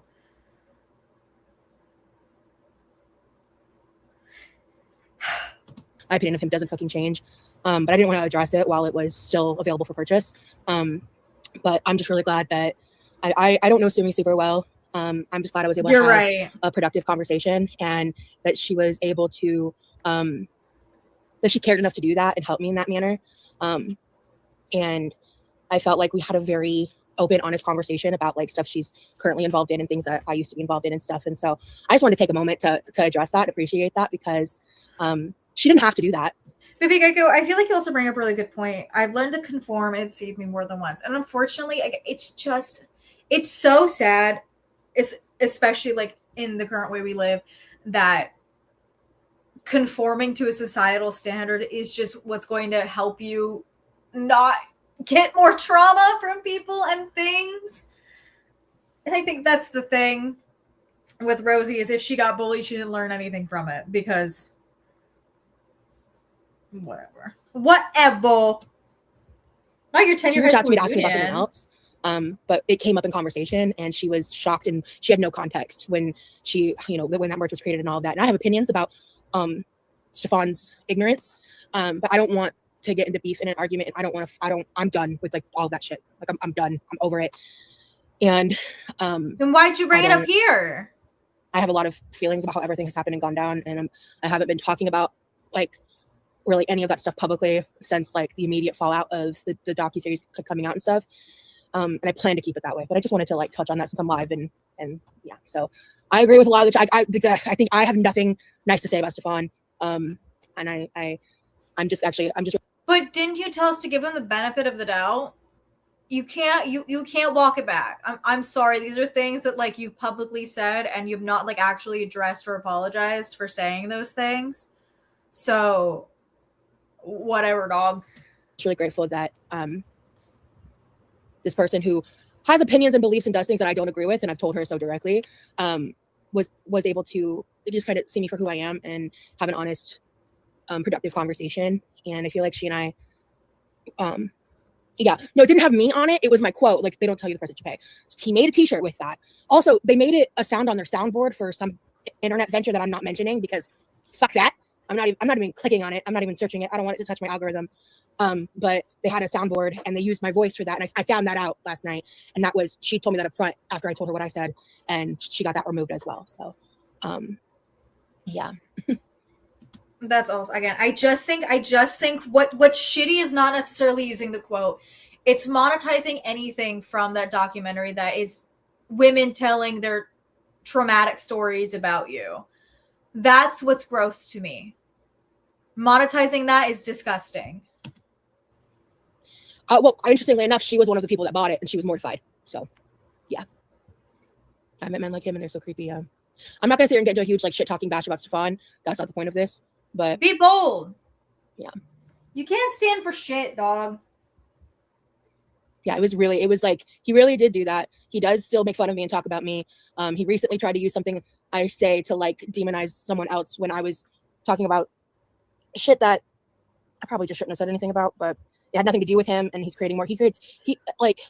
I made such a massive mistake by speaking to him when I did. It was such a big mistake and I had no idea how big of the ramifications would be. And I know I've already apologized and I know I've already said I regret it, but yeah, he heard me talking about my trauma. Because by the way, when I talked to him, I told him that. So he can feign ignorance all he wants and he can continue to gaslight and do whatever. Why would you tell him? Why do you learn nothing? Why do you learn nothing from people that have previously wronged you? Why do you learn just nothing? Why? You would think she'd fucking learn that this man who has all of these allegations against him might not be the best person to trauma dump on because he's going to use it in a way that's going to negatively affect you. You should have fucking thought. But he knows. He knew what he was doing. And I just appreciate her for respecting my trauma a lot because I stayed quiet about it because I didn't want to bring attention to it. It was so fucked up. Because even I was like, oh, and now we got the tears. Okay, my thing is like you walked into it. You walked into that situation. You did that.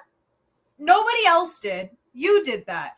You knew he wasn't a trustworthy guy. You knew he was a shitty guy, but you thought you could manipulate him with your sob story and he used it against you because he's a shitty guy. You think you would learn, but clearly you didn't because you didn't care about anybody other than you in the entire Paradise saga. Like I think that's like kind of in poor taste, like it was my own words, my own trauma. Like I could have turned that into merch and I didn't. It was a meme. I could have made a good amount of money off of doing that if I jumped on it and did all that, and I didn't because that wasn't the fucking point. And it wasn't about that. Like these are real victims. Like, anyway, I need to move on from the topic, but thank you, Pringles. Well, the other 4 are still in the refrigerator. I had a salad for dinner. I've been craving a salad so bad. Hey, but I thought you weren't going to eat that kind of stuff because you were scared about the virus that's going around.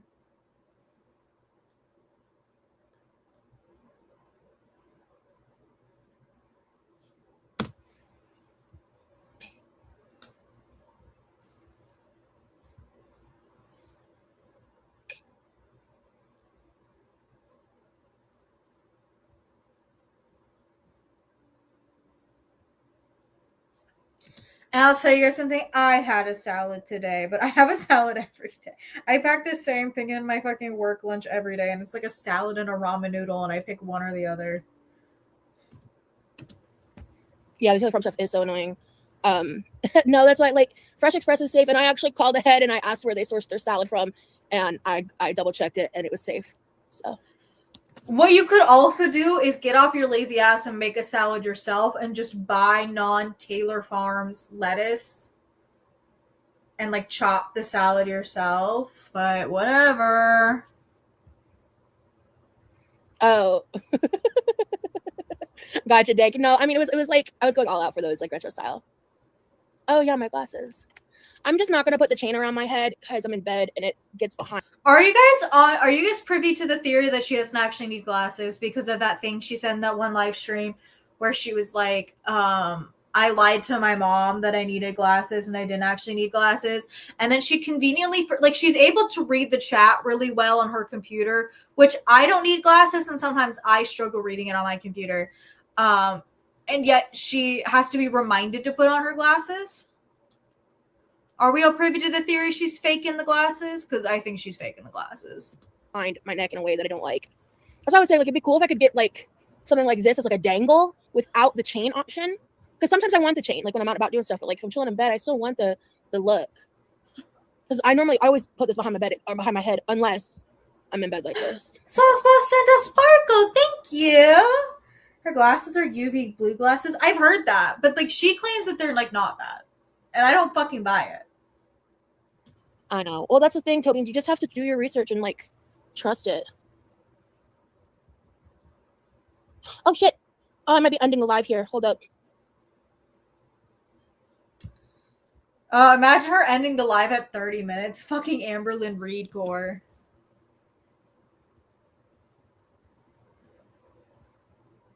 Okay, everyone's saying her prescription's just really teensy tiny. That was faster than I thought it would be. Yeah, I said it's gonna be a short live. I just want to come on and chat. I said it earlier. I ordered some essential. Corn dog Katie, this is a confession. When I got my eyes tested in first grade, I lied on a few of the questions, and it didn't matter because I'm legally blind.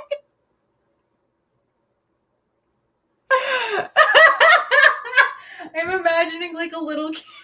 I'm imagining like a little kid doing the eye test, and like you're purposefully lying, and those are the only ones you got right, and everything else was wrong.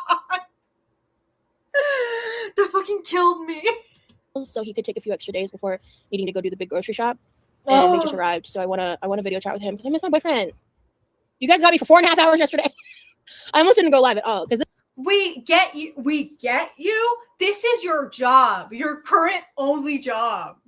You gotta clock into the fucking kitchen factory, all right? Clock in. Like, oh, you guys got me for 4 hours yesterday. You don't have anything else to do. This is your fucking job. This is all I could do. Well, we'll see. He hasn't opened the text yet. If he wants to delay the call and he tells me that, then he'll get me longer. So we'll see what he says. If he says he's ready, then I'm going. Peace and love. I miss my hands. What can I say? Hi, Anya. It's gonna be a while. Honestly, I think he wants like a break from the content shit. I don't blame him because he kind of marathoned on that front. Anyone mad needs a hobby. I'm so sorry. That's so real. Ooh, you guys are in. He's taking up for y'all. He just said let's delay it a little because he's reading. Foxtrot. I kept telling my mom that I need glasses, and she thought I was lying because she caught me wearing my sister's. Guys, you guys have funny glasses stories. I need glasses like really bad, and I just kind of refuse to go to the optometrist. And I have eye insurance. I have insurance to go to the doctor, and I just don't. Really hyper focused on Magic the Gathering. Like he's like funnel visioned right now. Which real, I get that. I get like that about shit. The more she talks about Remington bolt action rifle, the more it's so clear he's the autistic one. The more it's like so clear to me he's autistic. I'm gonna diagnose him right here. Cool. What time? So I can tell chat. Hello. Y'all, that you guys can thank Lee. Thank you, Lee. Just kidding. Fuck you, Lee. I've been eating these limited edition chicken royale flavored Pringles. There's like chicken royal. I think chicken royale is the name of the Burger King sandwich. Hold on. Why would you know that off the Okay, top cool. of your So head? about 35 minutes. That is such big back fucking behavior. I'm sorry. To know the name of a specific Burger King sandwich is nuts. She said that and I was thinking like Battle Royale, like a game, like Fortnite. God. Your glasses are pink, Mamo. Perfect. I'm down because that was a little earlier than I expected. hold on. I'll take a picture of chat. Hold on. Not worth third wheeling.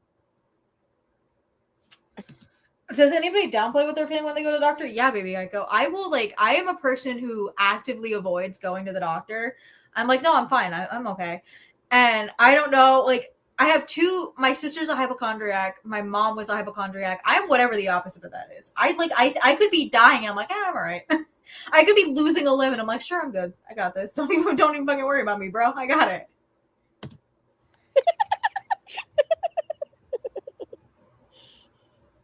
Hold on. Oh yeah! Oh my god! Sauce Boss, the 40-ounce soda she confessed to, her Sonic order, and she's like, sometimes I just go to get a Sonic drink. I'm like, you couldn't torture that out. What? I have stuff like that. Currently, I've been so good about not getting super sugary Frappuccino drinks, but I'm so obsessed with a Starbucks s'mores Frappuccino that I've been getting it every day because I know it's leaving this week. And that's big back behavior. And I know that. I understand it. I'm aware.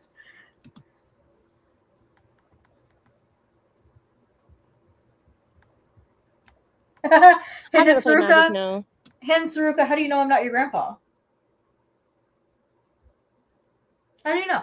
And that's also a great point, Saucepaw. She is diabetic. Why was she confessing to that?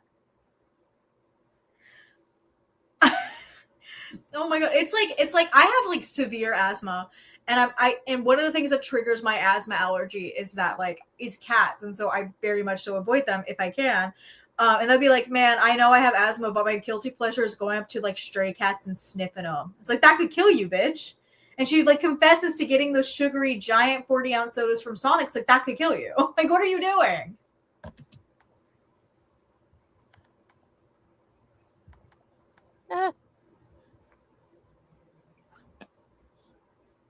You said, aw, and enjoy the live, baby. Oh, okay. Okay. See ya in 30, so I can stop ignoring you guys to text my boyfriend. Okay. All right. Cool beans. Oh, it is a Burger King flavor? Pringles is a collab? Oh, God. I didn't need to know that information. Dank. Because you're going to get it, or...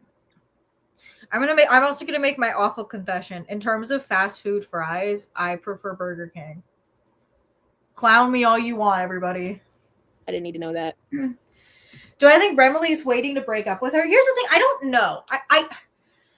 I think he should. I really do think he should. I think that at some point the consistent negativity is going to get to him. But I also think he is somebody with such very clear low self-esteem for obvious reasons. That maybe parts of him just think that Rosie's the best he's going to get. And that's really sad to think about, but it could be where his head's at. I've stayed in a lot of friendships and stuff like that, and relationships, because I didn't know any better, because I was young, and I just had low self-esteem, which is why I let the same guy cheat on me twice. But I think that's kind of where he is. I think at some point it's going to clock. It's going to lock in, but I don't know when that's going to be. Just open up Walmart. Oh, they actually did. Chicken. Mau, you have a chinchilla? I think you've said this, but I fucking love chinchillas. It's my dream pet. Royale Pringles. Oh, well, fuck me. I don't get them. Well, rip. No chicken Pringles for me.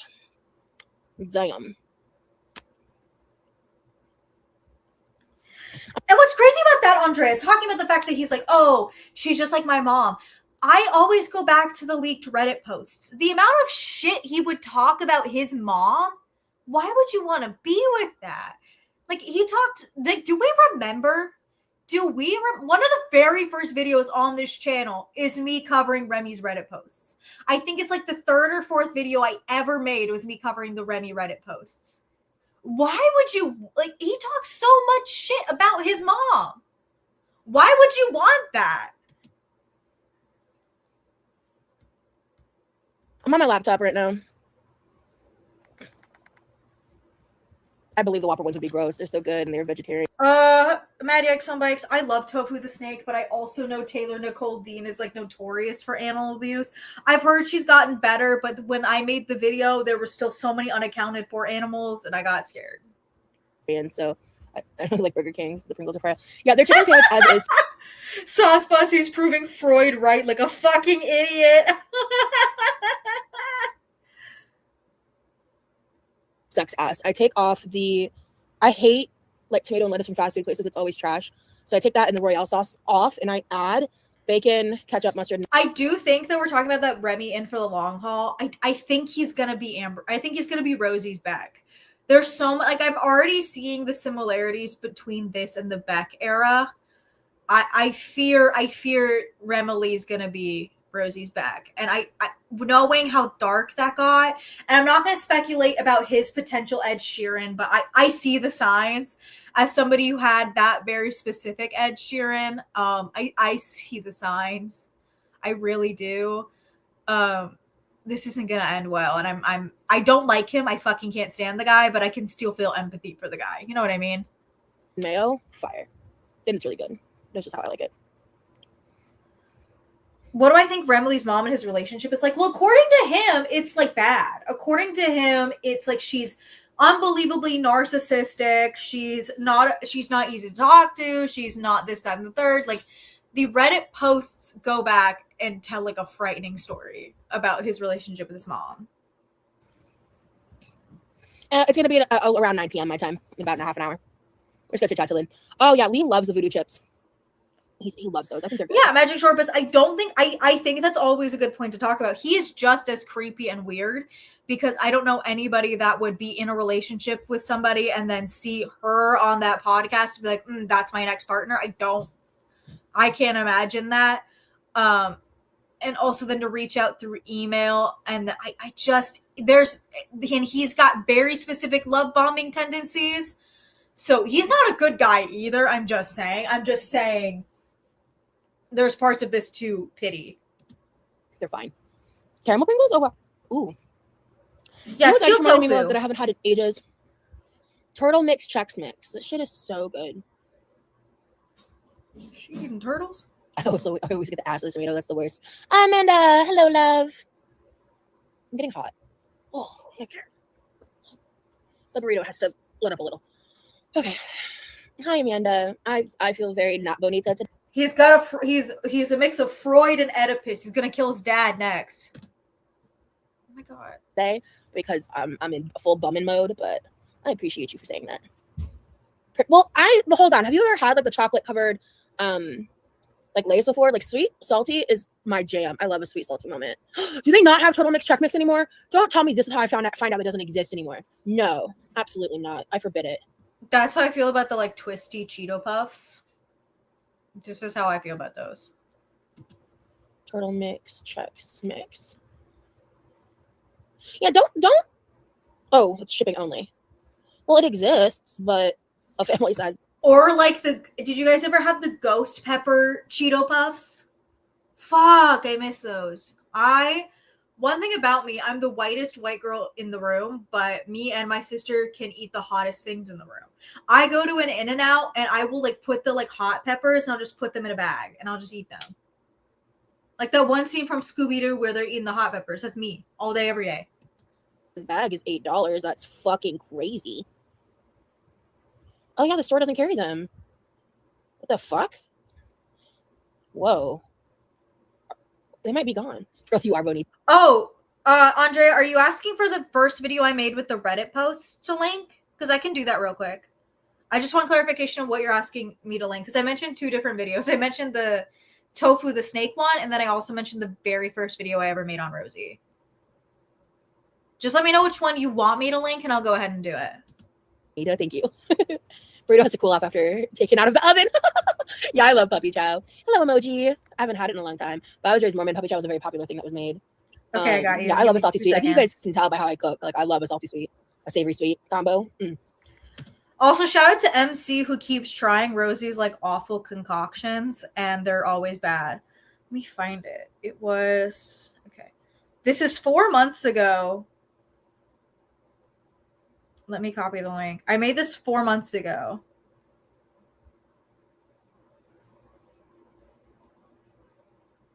Okay. I put the link in for that for everybody want to know. So that's why when I called my shit out on Remy, I didn't get into a lot of the Rosie stuff until I saw the relationship and the leaked Reddit posts. And so I think it's like, it's a little bit more than my 4th video. It's with the old avatars too, guys. But it's what right before I switched to my sisters. It's the old ones.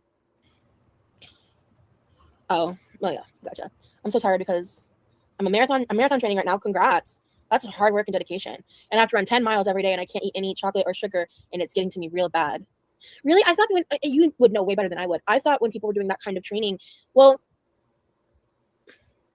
I've seen a lot of people when they can eat sugar, not processed sugar, because it spikes your insulin. You can have sugar. You just can't have processed sugar. do a lot of that kind of endurance training, they eat a lot of like carbs and some sugary stuff. Is there a specific reason you're doing zero sugar? I'm actually like asking out of curiosity to kind of.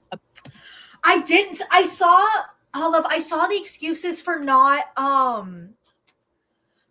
doing the weigh-in. She's making excuses to not exercise now. Oh, I keep seeing the TikToks too, and I have a popular TikTok, and not like popular, but like I've had a few semi-viral TikToks about Amber Lynn Reed on there as well. And I'm like, you guys, I can't believe you're all falling for it. I can't believe you're all falling for it. She gave up. Did she give up on her modified jumping jacks or the like hula hoop or both? Understand and maybe obtain some new knowledge. I'm doing okay. My voice is deeper. You think it is? I mean, honestly, I'm not like sick. I'm just like in a lot of pain and trying to not think about it too much, which is why I'm in bed. When I do zero sugar, it helps me have less stomach problems. Okay. But I do eat a lot of carbs. Okay, because yeah, okay, fair enough. Not asking when, but have either of your parents plan another visit? I don't have any information to share about that. Even if I like I not even if I don't know. It's just a big question mark. Wait, Havy timed you out, Pri? I missed that.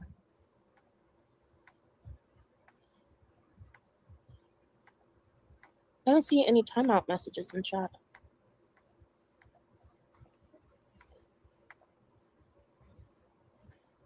Weird. This is so riveting, Rosie. Yeah, unless it happened forever ago, I don't even see it. Oh, right, that was a different live. Got it. This blanket is very comfy. Emoji. He has cooked for me, yeah. I technically shouldn't eat sugar because it's not great for my inflammation. I don't know how women do it once a month and eat sugar. Someone dies. Yeah. Crumble cookies, pretty overrated, yeah. In my opinion. I wouldn't know. I've never had a crumble cookie. I haven't had one ever. I've never had one. Every time I'm like, oh, I should go get a cookie. I never fucking get a cookie. So I wouldn't know. I have no comment on this. I wouldn't know. Court, thank you so much for sending the jewels. Appreciate you. Oh, let me check something. Oh, are they, corn dog? I put them on like limited when I set up StreamYards. Oh, I'm sorry. I put them on minimal. I don't know why they're crazy. And we're letting her lipedema while she can't do any exercises. I'm gonna call bullshit, Olive. I'm gonna call fucking bullshit on that, Olive, because I've said it before. I think I've got like stage 1 or stage 2, so it's not as severe as what Amber Lynn Reed is supposedly, but it makes it a little bit harder, but not that much harder. Once again, I'm pushing 550 pounds on the leg press, so like it doesn't do that. Yeah, I'm out.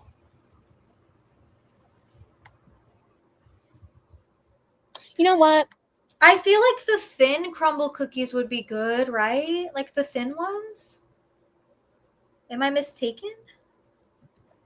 Here we go. Let me try something. She's quitting faking? Oh my god.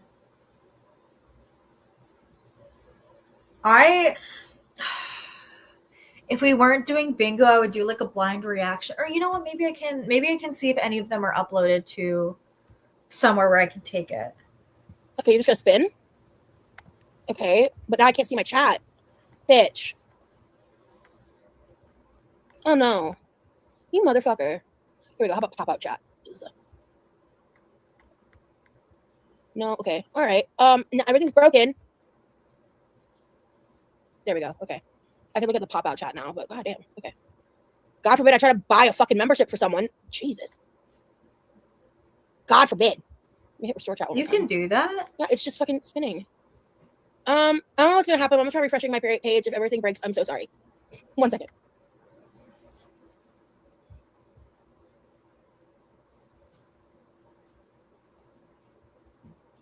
God forbid I try to buy someone a membership. Holy shit. Is this the I'm trying to see.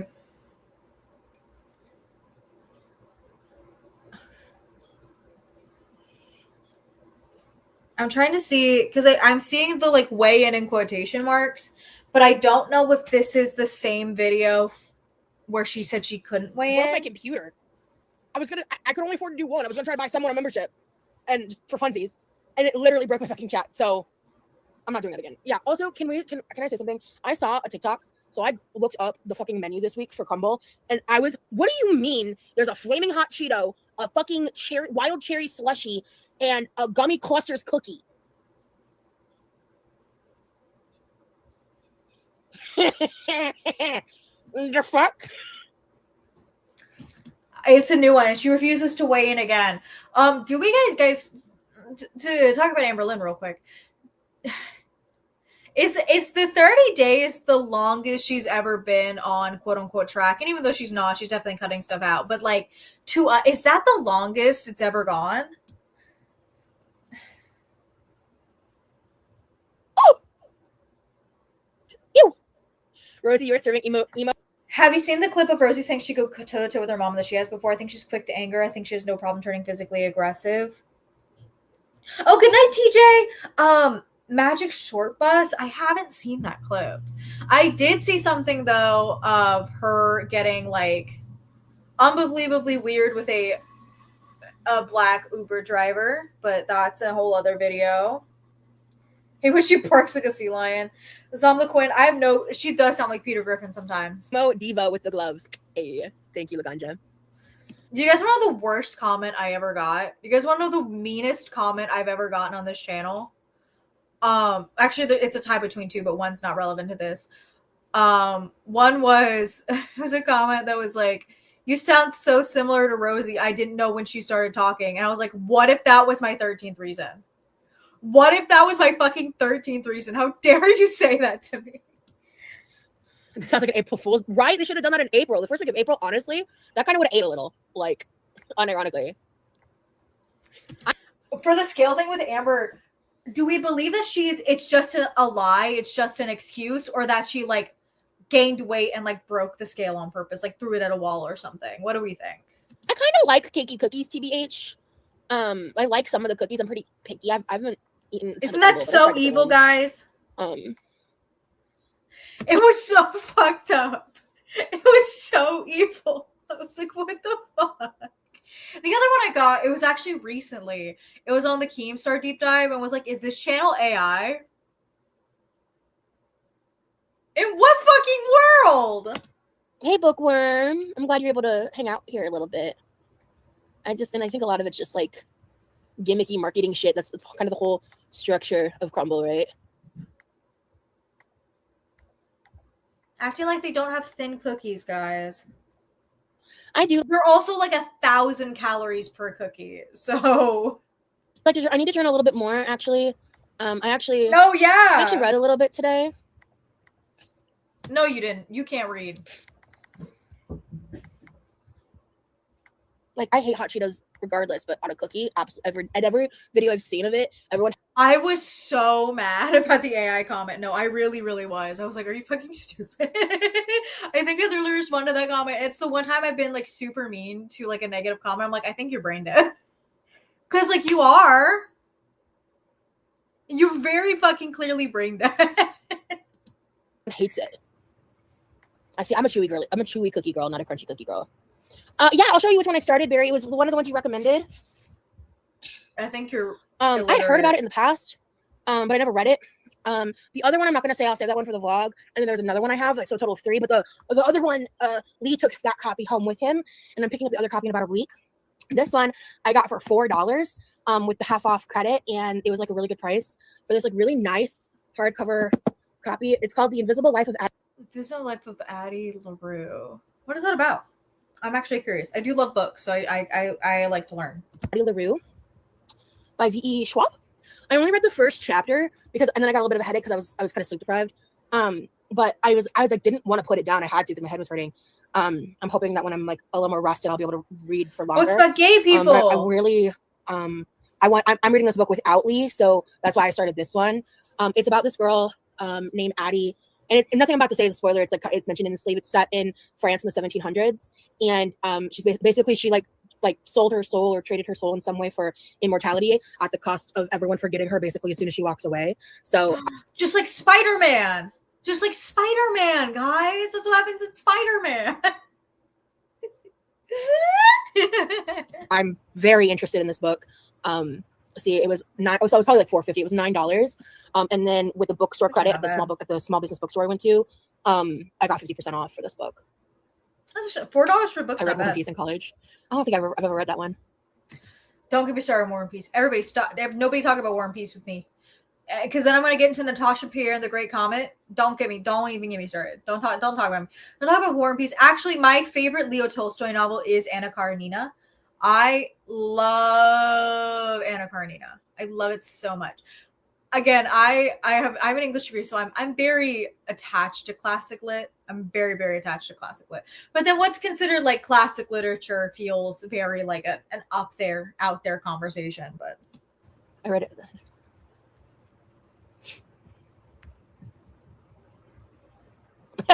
Yeah, I don't think that's one I want to read, to be honest with you. Well, Sauce Boss, you should have bought War and Peace for me. I'm totally fucking kidding. Cam, I wanted to edit today and I just don't have the brain power, so I'm gonna do my best to set myself up to actually sleep tonight. I really talking about the. Okay, hold the fucking Barry Parm's in here. Did we not like 2 streams ago? I went on a whole rant about the Iliad and the Odyssey. Did we not like have a whole conversation about the Iliad and the Odyssey, and now Barry Parm's suddenly talking about the Iliad and the Odyssey? Oh, they're in here. Barry's in here.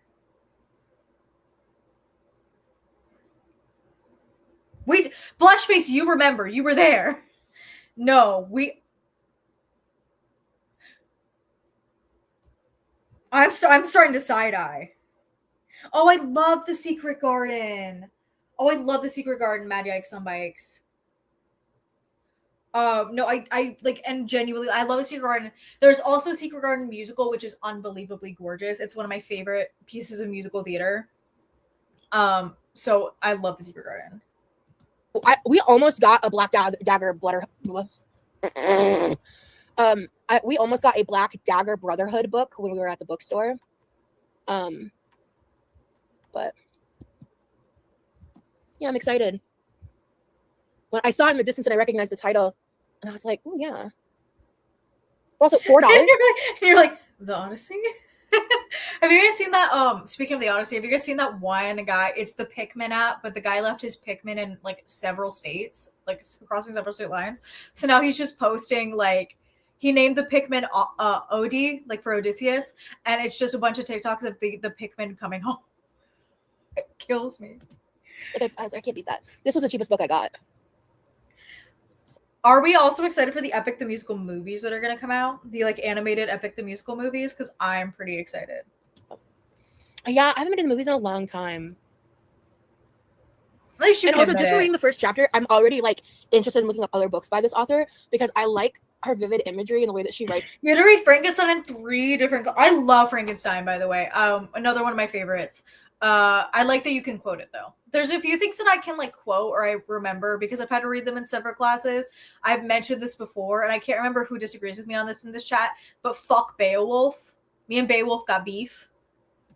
And she's clearly a very talented writer, within the way she speaks and like the vernacular she uses. Who's hot? Court. I have that book too, but I haven't read it yet. Oh, if you start reading it, Bookworm, maybe we can talk about it. Bookworm, apt name. I love books, but it takes me forever and is extremely tiring because yeah. I used to just chew through books when I was younger. Reading has not been the same. I'm an ex-Mormon, Kayla. Oh, it's you, it's you, Katie. No, I got beef with Beowulf. We can argue this English major to English major. Fuck Beowulf. Force her to read Beowulf. See if she gets it. And I'm currently consider myself a spiritualist. Oh, the Black Dagger series, gotcha. Yeah, I'm very interested. Like I thought I was really impressed so far. I'm very early in it, so in fact, I might try to read another chapter tonight. Not the non-Seamus Haney translation. Like, honestly, it's a little bit in here, but you know, I'm also just tired and pain, and I'm also just like my entire body's aching, so I also have a headache.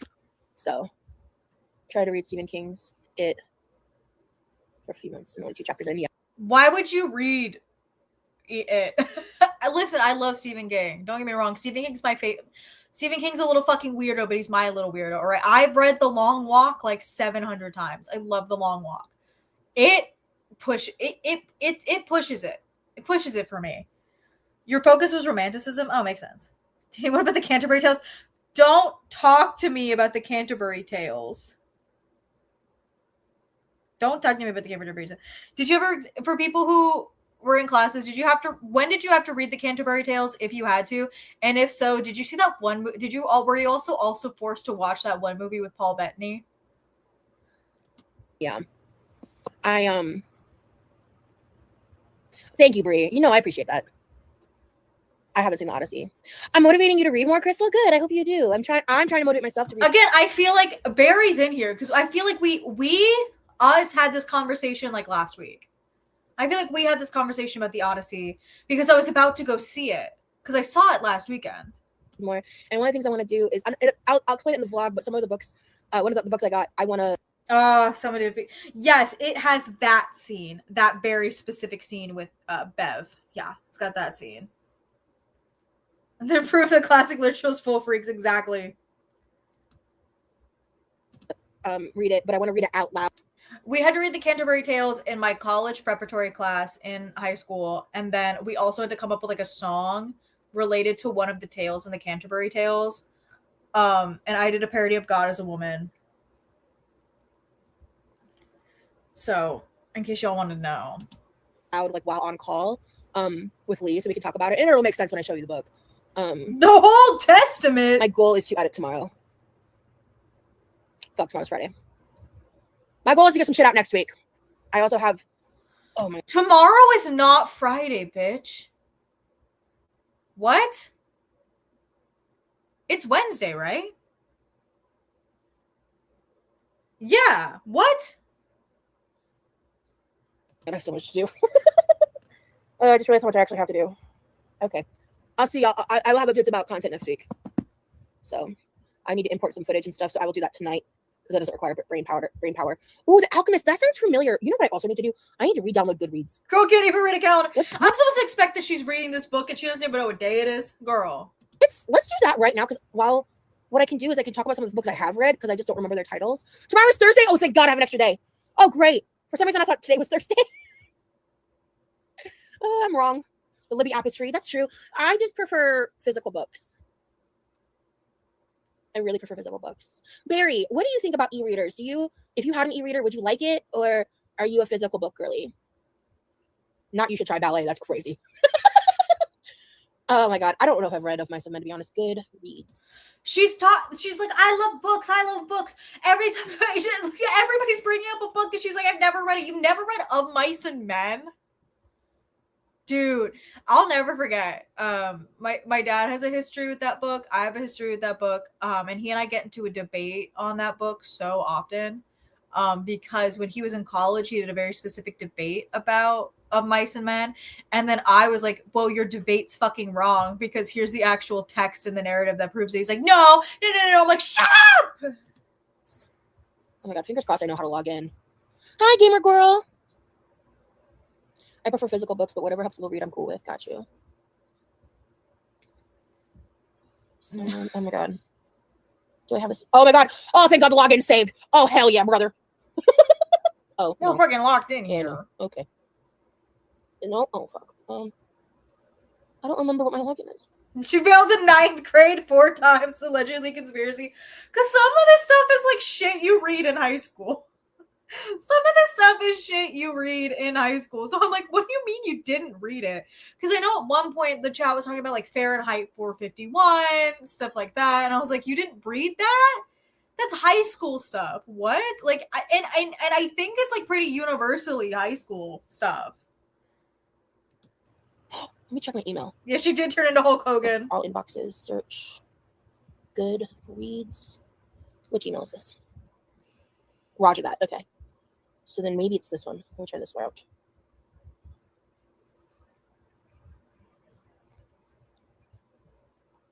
Actually, we're gonna do this. Hold on. I'm getting into this. I'm gonna access this account. Oh, we went to a weird... Okay, well, that's different. To be fair, there was a big difference between AP and regular English in my district. It was the same thing for me. I think pretty much. Cornell Kitty Princess. I think it's appropriate. Maria Davana Headley Beowulf, a new translation. That's the one. I will keep a lookout on it and see if I have any time to read Beowulf again for like the 17th time. I don't remember. I don't. It was in textbook, so it probably was the Seamus Haiti translation. To be so fair, could ask her if she read Charlotte's Web, but she probably would say no. Probably not. Good few years. Do you think she read The Hobbit? I want to I remember vaguely certain stories I really liked, but I can't remember the author or title. I have a Kindle, but I find this for me specifically, this is a crazy stream to walk in on because again, this is my niche, and I talk about it that like I can talk about literature and stuff, and there's a few people in the chat also because we got our degrees in English. Like this is like we spent hundreds and hundreds of hours doing this shit. So I can make fun of you. I'm allowed. I myself still buy physical books because the touch and smell and just flipping through the pages can be cathartic. Yeah, and just in this digital age, I just like interacting. Do you think she read The Outsiders? It does that. Probably not. I forgot why, but the flashing thing is like. No, I'm literally trying to get into my Goodreads right now, Girly Pop. That is exact. I'm literally doing that. I have an account. I love The Outsiders also. A year, like in 2017 or 18, where I like cataloged my books, and I don't think I hit 100, but I hit a decent number in a year. I was with a full-time job. I was pretty proud of myself.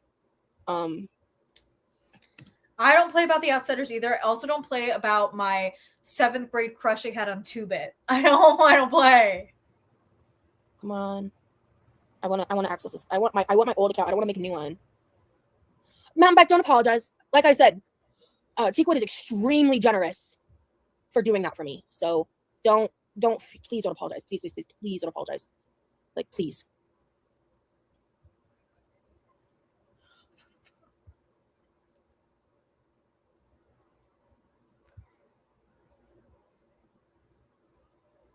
I'm really going to judge her Goodreads. It's the same thing like I judge somebody's Letterboxd.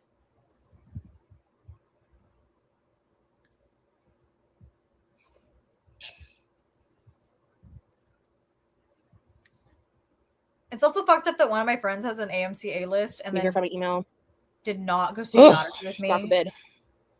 And so I had to pay to see the Odyssey. I almost moved to the tiniest town in Pennsylvania when I was like 9 years old. We almost moved there instead of Georgia. I'm so glad we didn't. The town literally was like the size of like, I don't know, 5 blocks or something. And they had one movie theater that had one screen in it for one movie. They had one small town grocery store, like 5 churches. And like the house that my parents were looking to get, I was a child and I could go like this and touch the ceiling. And I was like, I would die if we moved here. He was like, no, I don't want to live here. This is awful. And thankfully my dad got a different job offer. I remember how much I did not want to do that. Like Iberian Pikachu. So I'm 3/4 European mutt. Iberian Pikachu needs to knock it off. She looks Latina. That's an insult. All my Latinas out there, my beautiful Latino women, I'm so sorry. I was 3/4 European mutt, or I am 3/4 European mutt, and 1/4 Mexican Hispanic. Oh my god, I'm in! Bullshit. Ooh. Scan your library. Allow.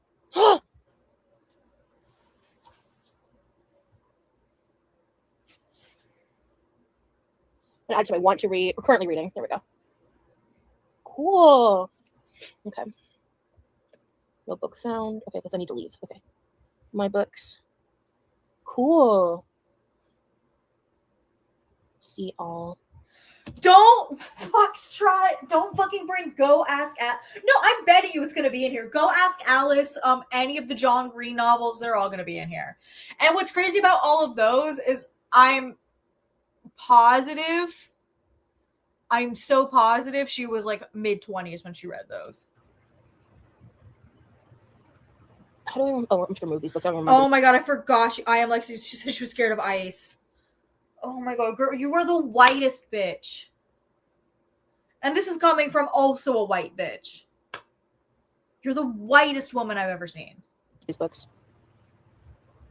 Oh, I'm gonna start using Goodreads. This is fun. Okay, so let's go to my read books. All right, give it to me, girl. Can you tell us more about Papa being a professional clown? He was a hobo clown. I guess he can speak to how professional he was, but yeah, he would do events. Not 12 like you, not like 12 like me either.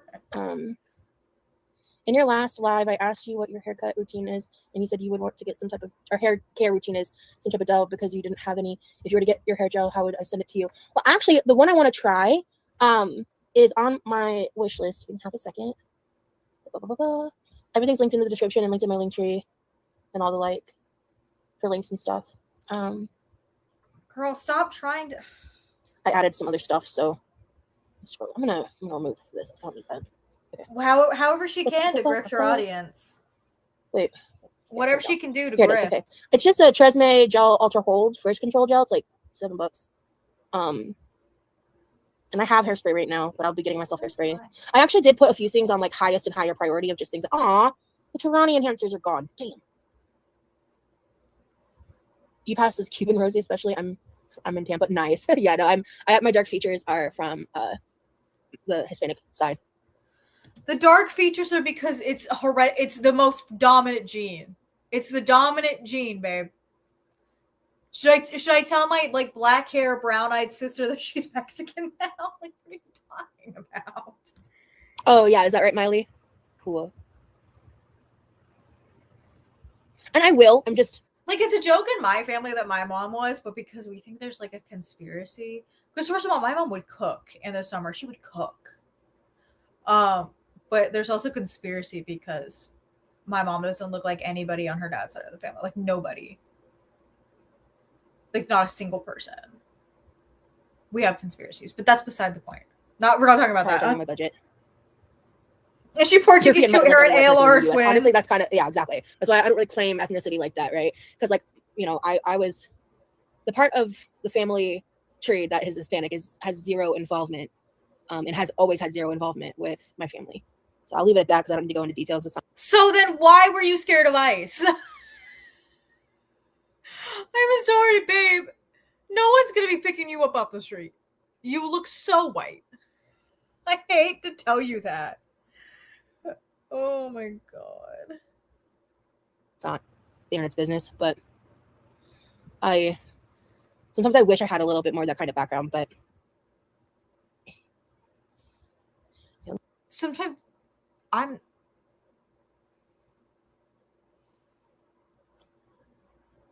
gonna move on. I'm gonna respectfully, before I say something stupid or really evil to you, I'm gonna move on for your own sanity.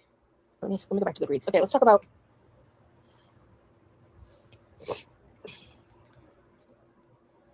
Birthday Girl. I remember that being a really good book. Yeah, I wanted to read more by Penelope Douglas. Oh my god. I wrote the funniest book review for the worst book I've ever read in my fucking life. This shit was so funny. I'm ready. I when I tell you guys, like, hold on, let me show you. Will it? No, go ahead. I'm trying to show you. Show me. It's not gonna. No, it's not gonna show us. You have the camera. I wrote a whole fucking dissertation about how awful this book is. Why would you write that? What? Oh my god, it's the worst book I had ever read, and I rage finished this book because I was so angry that they dared to waste my time with this app. No, I agree, Lexi. I am Lexi. It feels it. You have an inherent privilege being white passing, Rosie. Again, if this is if you're being honest about even having any kind of Mexican heritage. Like, I say this a lot of time with Rosie. There are people that are dying, quite literally. Absolute slop. It's called More From Life by S.J. Crabbe. I can read you the review if you want to hear it, because to this day I think it's hilarious. Oh, I'm not gonna skip it then. Pulpy skipped it. I won't. Oh, I am clowner. Oh, guys, again, I'm qualified. Don't worry, guys. I have my qualifications. Oh, I really liked the Mercy Kilpatrick series by Kendra Elliott.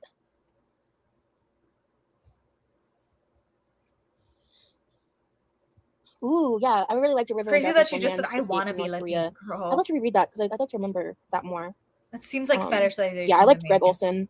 Ooh, the Tracy Crosswhite series by Robert Dugoni. I was really into like those type of thriller mystery books back then. Can I also say these are very like YA, like not like book talk, but like Tumblr books.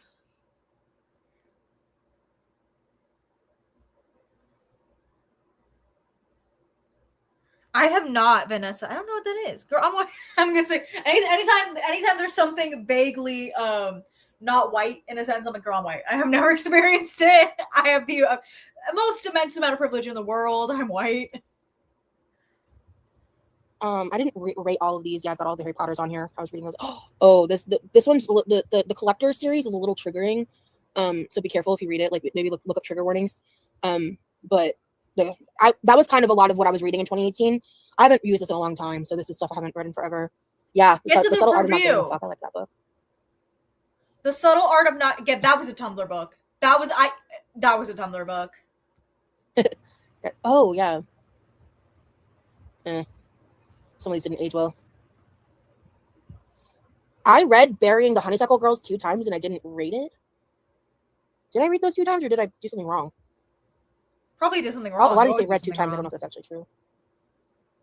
Ooh, I love the Selection series by Kira Cass.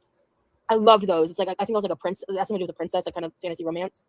I'd have to like look things up and really remind myself here.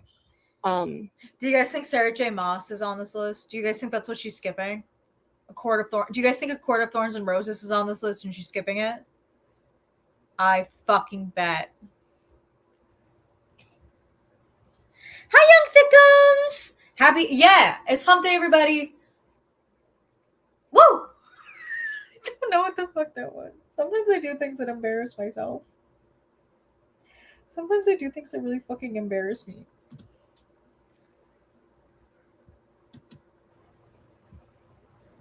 You know, I really remember this. I think this is a YA book. I really remember liking this book. I'd tell you I'd love you, but then I'd have to kill you. I couldn't tell you what it was about, but I remember really liking it. I need to read the City of Bones series again. I do love YA. Shoot me. I don't care. City of Bones?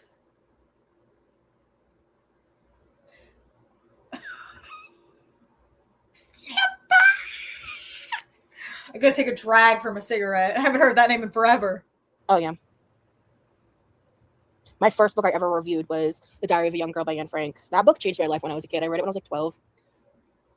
Well, yeah. I had to read The Diary of Anne Frank when I was in like 6th grade. So yeah, did not all of us have to do that? Did we not all have to read The Diary of Anne Frank? Was that not just like we were forced to? I developed a huge like fascination and hyperfixation on not just World War II, but specifically the Holocaust.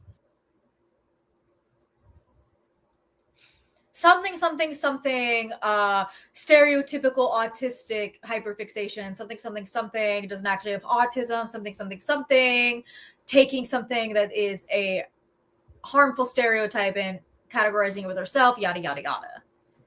And I've talked about this in the past a good bit. I have not read ACOTAR. I've heard Sarah J. Maas is fairly problematic. I don't necessarily think it's as bad as like a Colleen Hoover situation. Uh,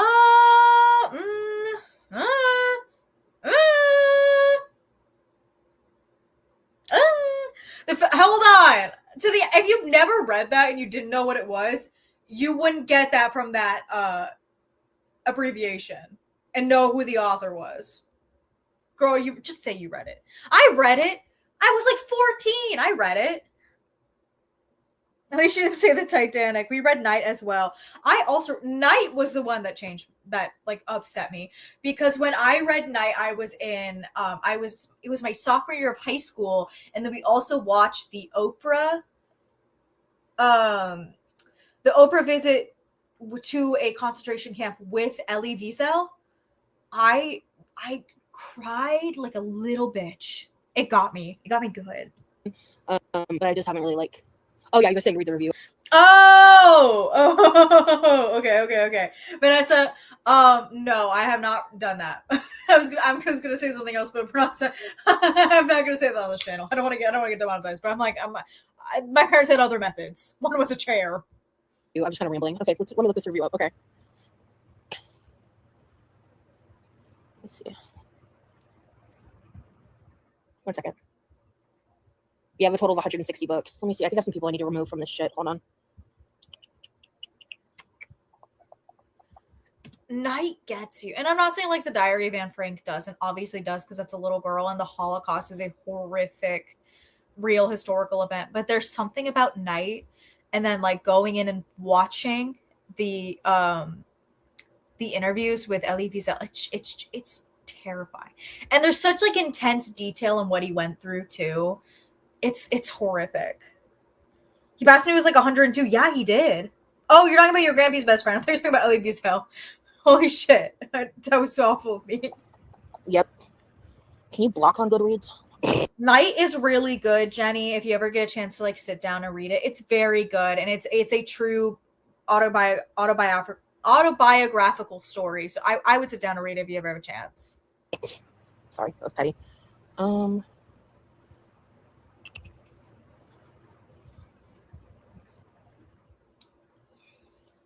I don't think you can. That's okay. Definitely unfriending.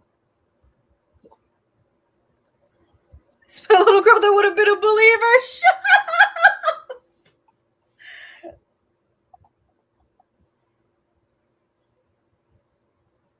Oh. Friend. I'm gonna add her. I don't know if she uses Goodreads. I'll text her later. Okay. I think I only needed to remove those two. I want to know who they were, though. Yeah. Who are you removing from your Goodreads? Right, and then, okay. Do I have like a specific username, or how do you? I don't know. Oh, I'll figure that out later. Okay, let me go back to this review. Hey, Tico, we were just talking about you. Like I said, I just prefer physical books. Dodging. Today's kind of a high pain day. It is. I'm not gonna lie. She's a Zionist. There we go. But I'm not really interested in. I'm just rather not. Yeah, the selection books were good. I love dystopian novels. It's like, do you know how many people I've broken up with, or like I'm not seeing anymore, but I've never blocked them off of Letterboxd? Like they still have my Letterboxd. In general, yeah. I remember some of these I'd love to reread because it'll be like I never read it, but as I read it, I'll be like, oh my god, I remember why I love this. Good to see you. Oh shit, hold on. I just realized it's 9 o'clock. Hold on, guys. Hold on, let me. It's 8:50. Ask him what he's up to. Oh my god, my text messages are fucked up. What do you mean? Okay. Get to the review. I want to hear it. Please. I will say a girl was reading a spicy book on her Kindle so big I could read it. That's a downside, yeah. That's the upside. Okay, guys, I got us another 30 minutes. Everyone thank Lee in the chat. Fuck you, Lee.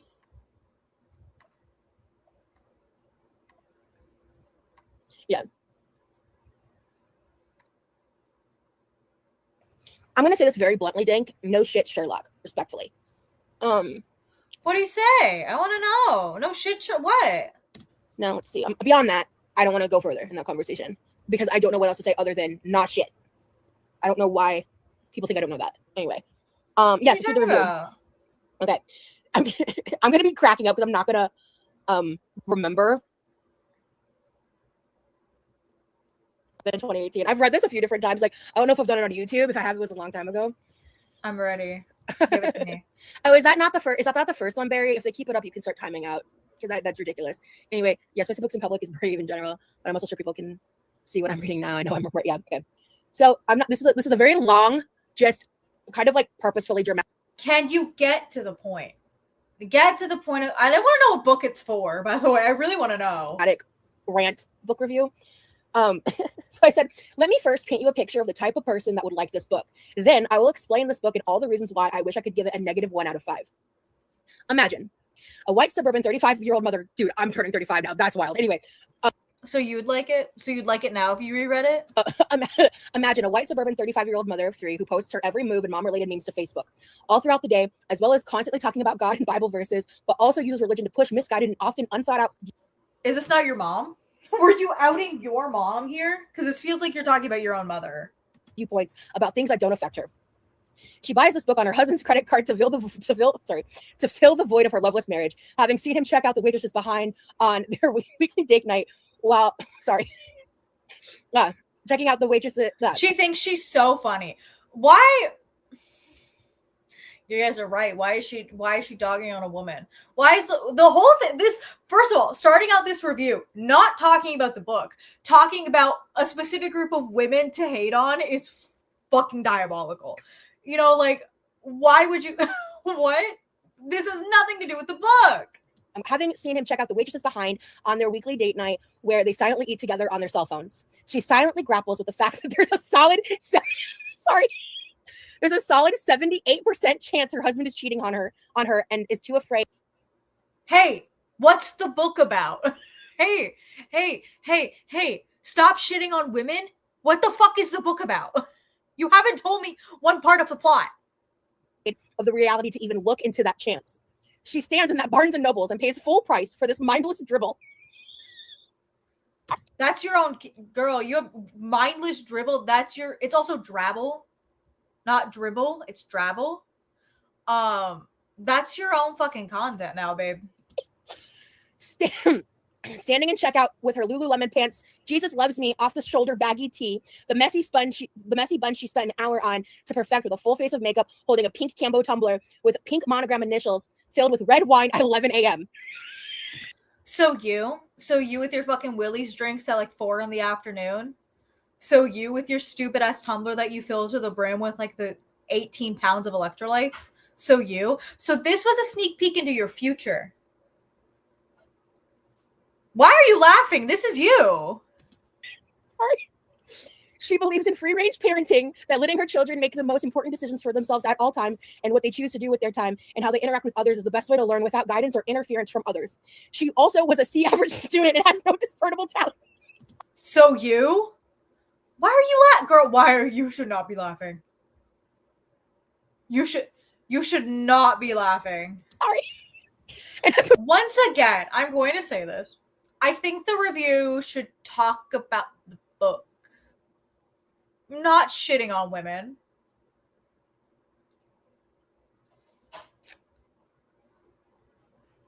My Lululemon she can't fit into, you're right. No discernible talents or passions except her Etsy shop she stopped updating because she felt that. Wait, you found the book that the book is More from Life? Hidden in Saruka. Is that the book she wrote the review on?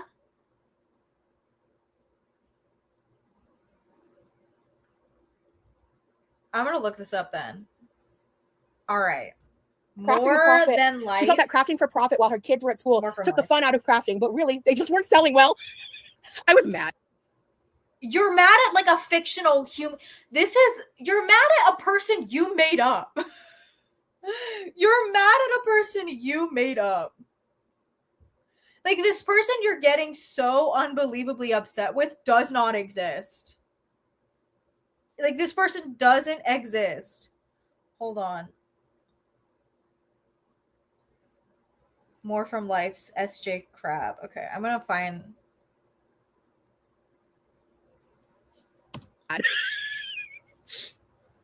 I'm a Sagittarius sun sign.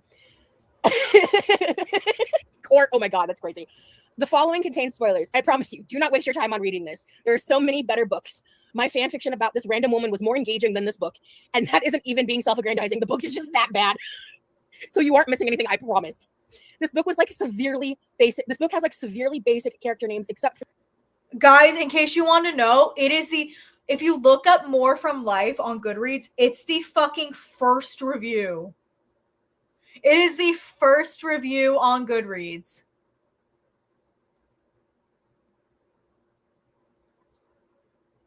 I'm gonna read the responses from Dawn. She's from the UK. They write and speak differently. My goodness, why'd you finish the book if you hated it so much? Oh my god. And then she's like, my description must have hit a little close to home, huh? Shut. Does it hit close to home now, motherfucker? Because it's you. For these random exceptions. A great example of how the writer reads as a 12-year-old on fanfiction.net. The lead's name is Amanda Swallow. You only read YA. Let's start. Okay, guys, hold on. We found her Goodreads. It's public. Let's see what she's got here. Let me sign in with Apple real quick. I don't think I have a Goodreads, but I think I do. I just don't remember what it is. Skip this step. Not right now. Skip this step.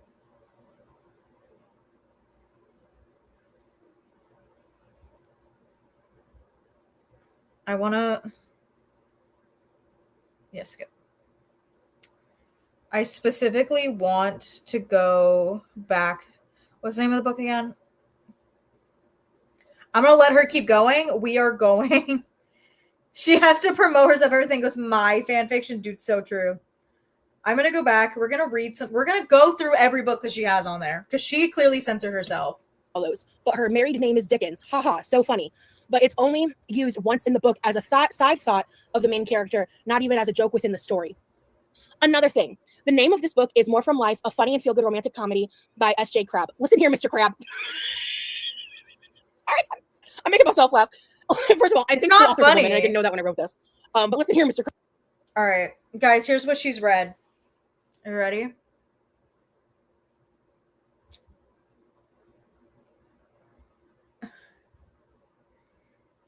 Kissing Games of the World. The Last Thing She Ever Did by Greg. Oh my god, these are all YA bullshit. Finding Emma. Oh, The Enslaved Chronicles. The Laurie Graham biography. The Entire Sisterhood of the Traveling Pants saga. Kathy Griffin's celebrity. Oh! Oh, guys, I know what she was hiding. All of Shane Dawson's books are on here. Okay. All right. Okay.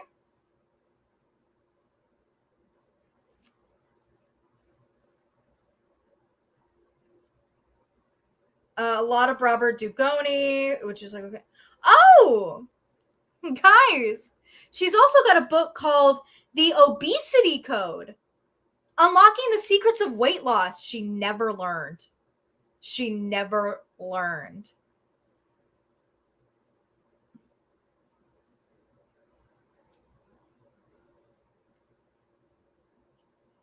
She's got the Harry Potter books on here. Oh, we got Turtles All the Way Down, but I clocked some John Green. There's John Green in here. But you never read Phantom of the Opera. Don't lie to the people. Romeo and Juliet, you never read that. Oh, guys. Fork found in the kitchen. She's got an abundance of Catherines on here. Oh, Fork found in the kitchen. She's got Looking for Alaska.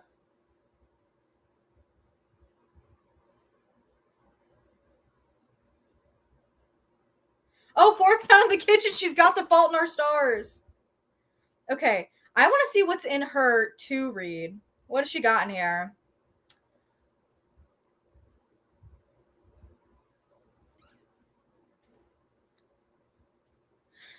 Jenny, I would not be offended if you took my idea and borrowed the Goodreads.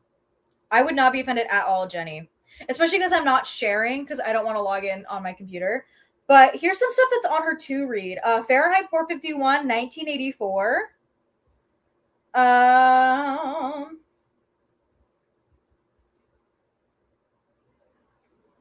a lot of stupid shit, actually. More Kendra Elliott.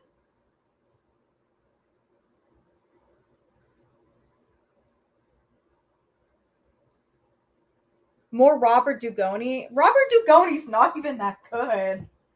Um, Fahrenheit 451 being there is crazy. You didn't pay attention in class. Paper Towns is on here. Fork found in the kitchen.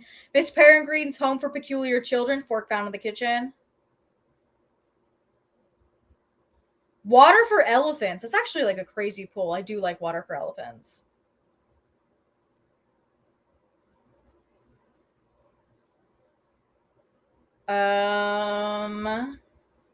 Betty White's autobiography.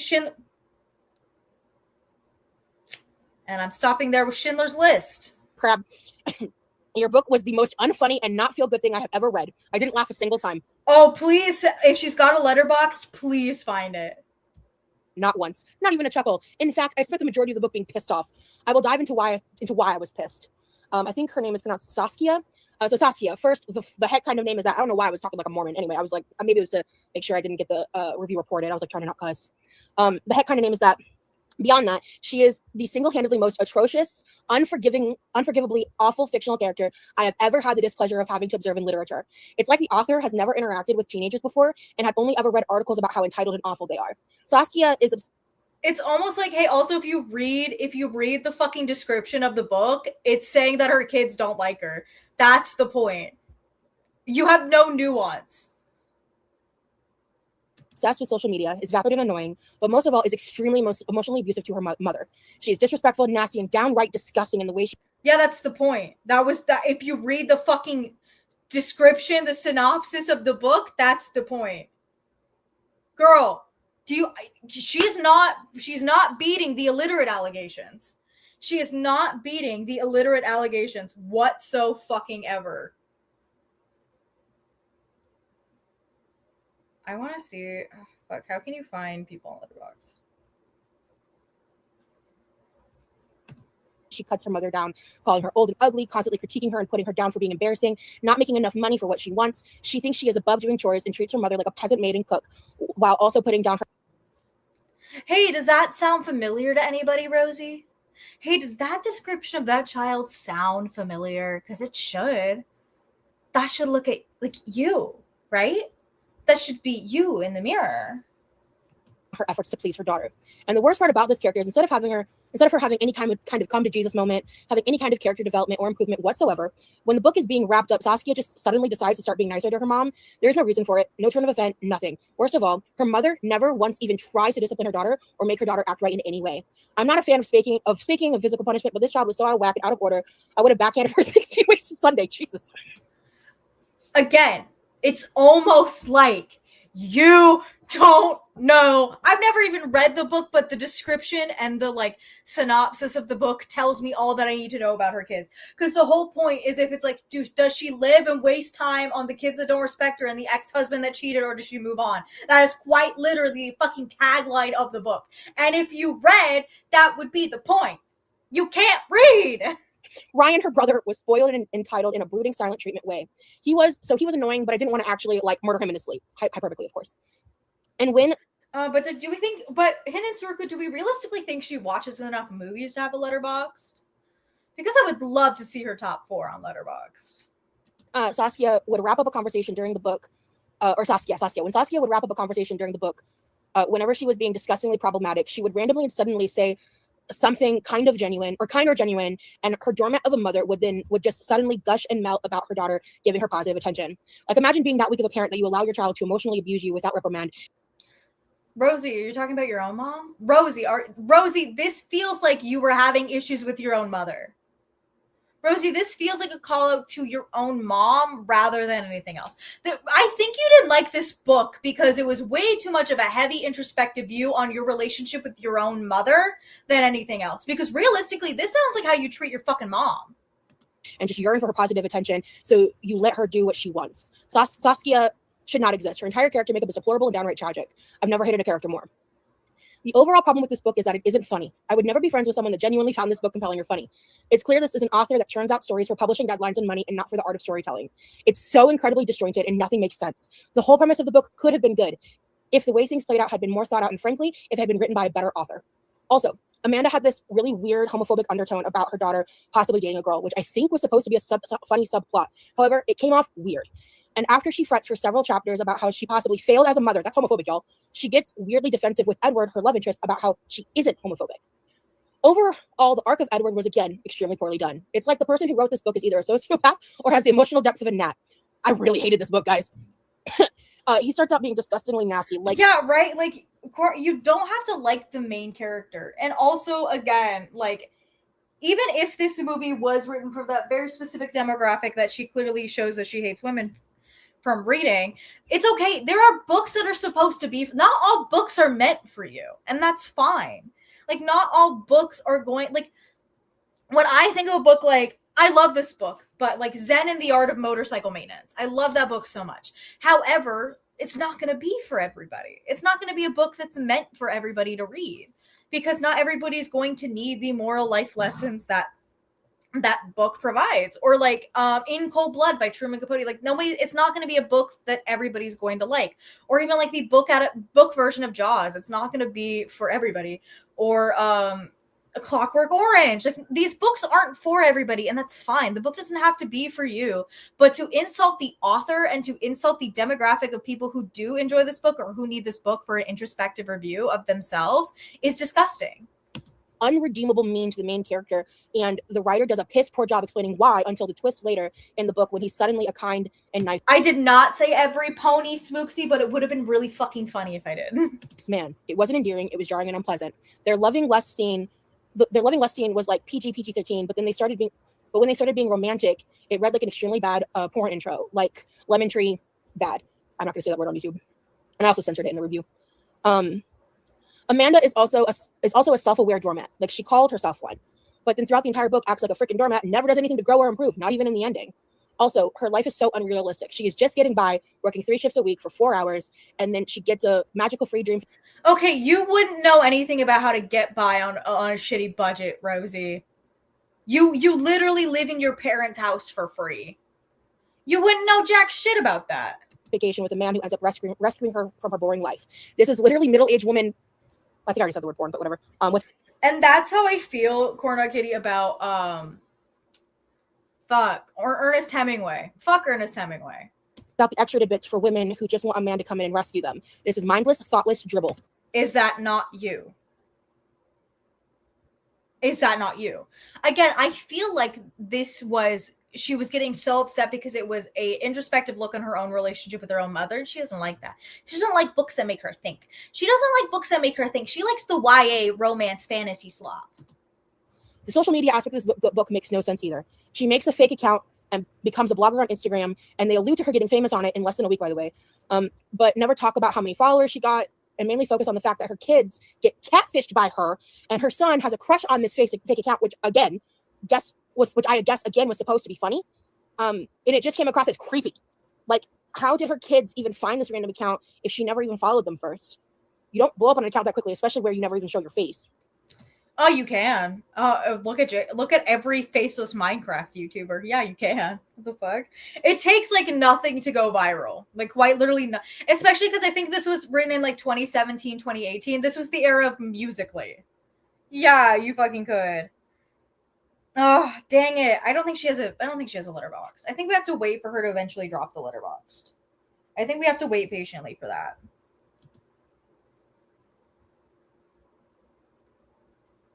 Yeah, it's crazy to hear her read this and not see any of the hypocrisy she spews. Magic short bus for me is the best thing to happen to me. And it's like, well, I didn't need a man to save her. So you?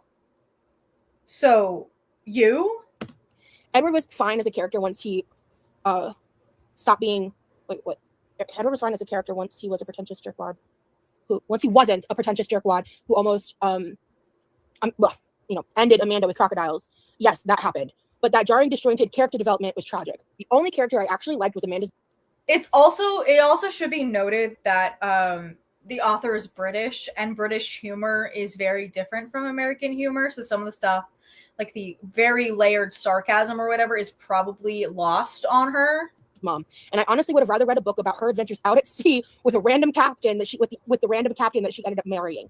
There was no development about that throughout the book. It was just thrown in at the end, and I guess that was supposed to be another comedic part of the book, but was severely poorly executed.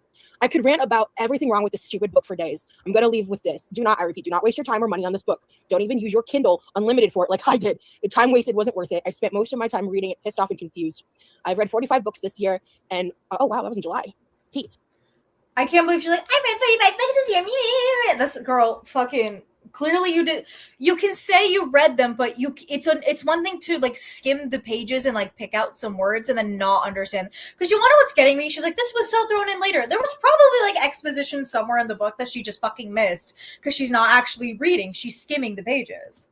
I've read 45 books this year, and this by leaps and bounds was the worst one I have read not only this year but this decade. It is poorly written, thought out, and executed. A 12-year-old on fanfic.net writes a better story than this book. This book even has typos and grammatical errors. Love yourself enough to read better than this, I beg you. Hey, you know what else has typos and grammatical errors? Your poetry. I would never go thin on my eyebrows. I've got great brows. So yeah, that's the review. I have been not looking at chat at all. You should write a book, Rosie. It's such a thorough review. Thank you. I started writing a book in 2021. Don't write a book. You can't read. Don't write a book you can't fucking read, babe. As a certified English major who is also writing several books and short stories, don't. I don't know when I'll actually have it come out. Rosie, you're too literate for these books. You need to get into the classics. I honestly, I'm excited for you guys to find out about she's not literate, so I don't know who said that. I don't know who's lying to her. She's quite literally illiterate. the other book I got. Ooh, a book club would be fun. A weekly members only book club. Or maybe like bi-weekly or something. We could talk about books on members only. I love that idea. You know, NW, if you want to waste your time being angry, go ahead. That book is awful. Yeah, have you met my sister-in-law? You have her down pat. Yikes. I'm buying a pill by cheese at home.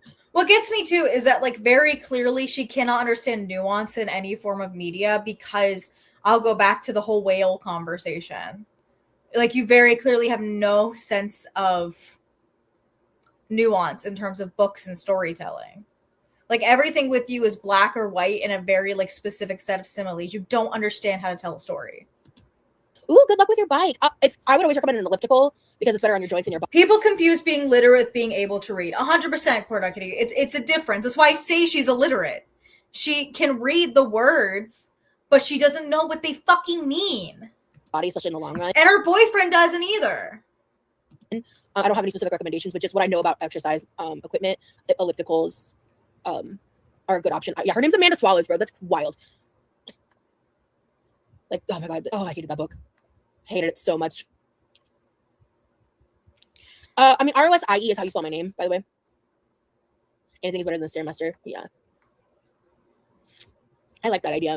Stairmaster is actually really fucking great for you, but whatever. You guys don't know jack shit about working out, but what do I know? I just don't know if I read consistently enough. It's something like maybe we can do occasionally, or like we could do a certain book and give plenty of notice and time. Hell. I also think that would be fun. I would love to do a book club. I'm like force myself to read more. I think like for a while I got so burnt out with just reading because I was an English major and you're forced to read so many books a month. I think I got exhausted. We could do this book. I have it. Yeah, exactly. It's easier on the joints. I think that's what I was trying to remember. Like, yeah, that's like the. And I'm like, we all read, and I'm like, we do book club here on Dainty Princess's channel, but we read Christine over and over and over again. Main point of why ellipticals are the better option. That's 99% of book talk, Rosie. Don't even bother checking the books they recommend. It's mostly garbage, like that book you reviewed. Yeah, I hate it. Oh my god. I think I just randomly picked it. Because I would spend a lot of time on my work computer reading Kindle Unlimited books in between calls, or I would be giving like step-by-step technical support instructions. So like I would tell them to do a step and then I would just No, yeah. I'll read a book if I know I'm super excited for it. Like I know I read Ballad of Songbirds and Snakes and then Sunrise on the Reaping when they came out. And then I think I reread I finally reread A Clockwork Orange. So there's certain books that I'm like, I will read and I have read. Oh, I read Emma by Jane Austen. Um, but like I just don't do it as often as I did in college because I think you just get burnt out.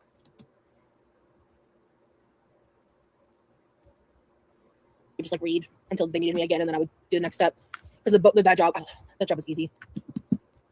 Because it's also like not just reading in college, especially if you were any kind of English major, you would know this, or took like advanced level English classes in college. It's not even just reading. It's not just like reading the book and internalizing it and understanding it. It's like you read the book, and then for every chapter, it's like an in-depth dissertation on what is this chapter about? What are they talking about? And like some of my favorite books I found in college, like White Noise. I love White Noise, but it's so much and it's so hard on you, and just like I don't want to think critically anymore.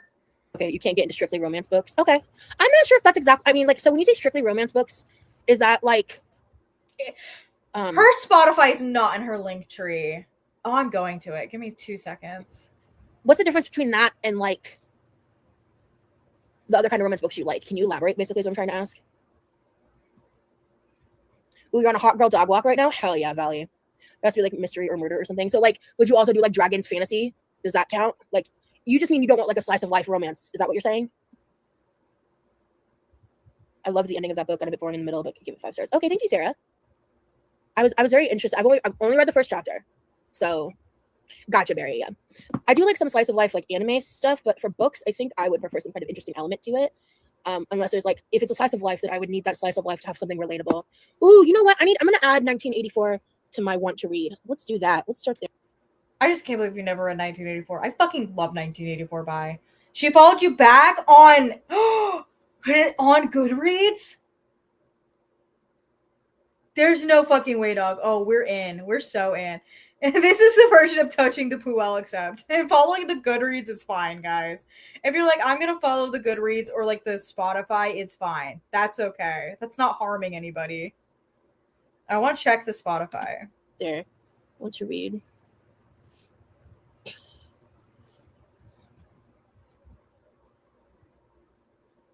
By George Orwell.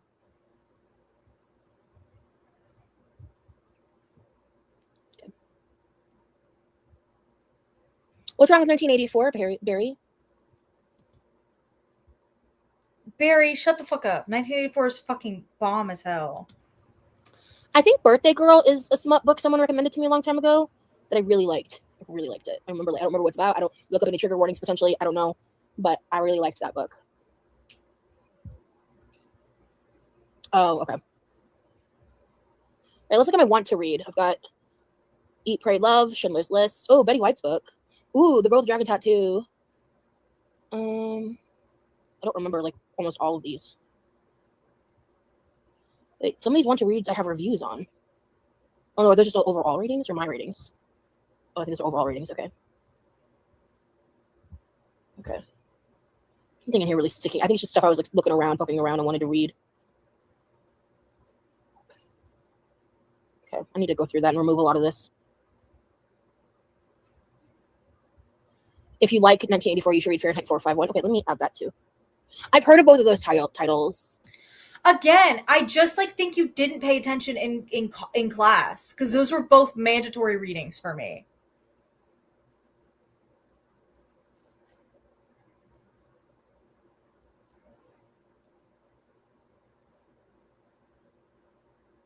I'm trying to go. I'm sorry. I'm like locked in. I'm locked in looking at the Spotify.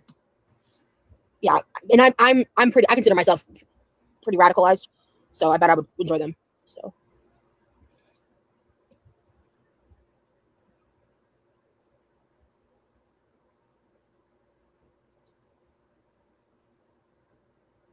I just want to spend less of my time in life interacting with internet brain rot. Okay, Court, thanks for being here. Yeah, I have that in my I think my want to reads. I think I just said that, right? Yeah, I think I did. I don't have any DNFs on my list. I'm sure I have DNF books. I don't remember. I try to not DNF books. Cynthia, yes. If you go to my link tree, it's in the description of all of my videos. It is in the description of my link tree. It is always accessible in my descriptions of my lives and my videos. It's P.O. Box 8, Elfers, Florida, 34680. I don't know if I got that right.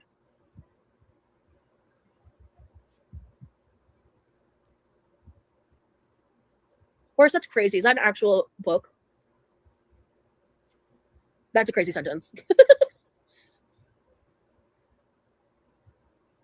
No, it's true. Yeah, you're so right, blush face. I sometimes I forget that she dropped out, and like one of the things that gets me is like you're trying to pretend you're so fucking smart, and you couldn't handle that.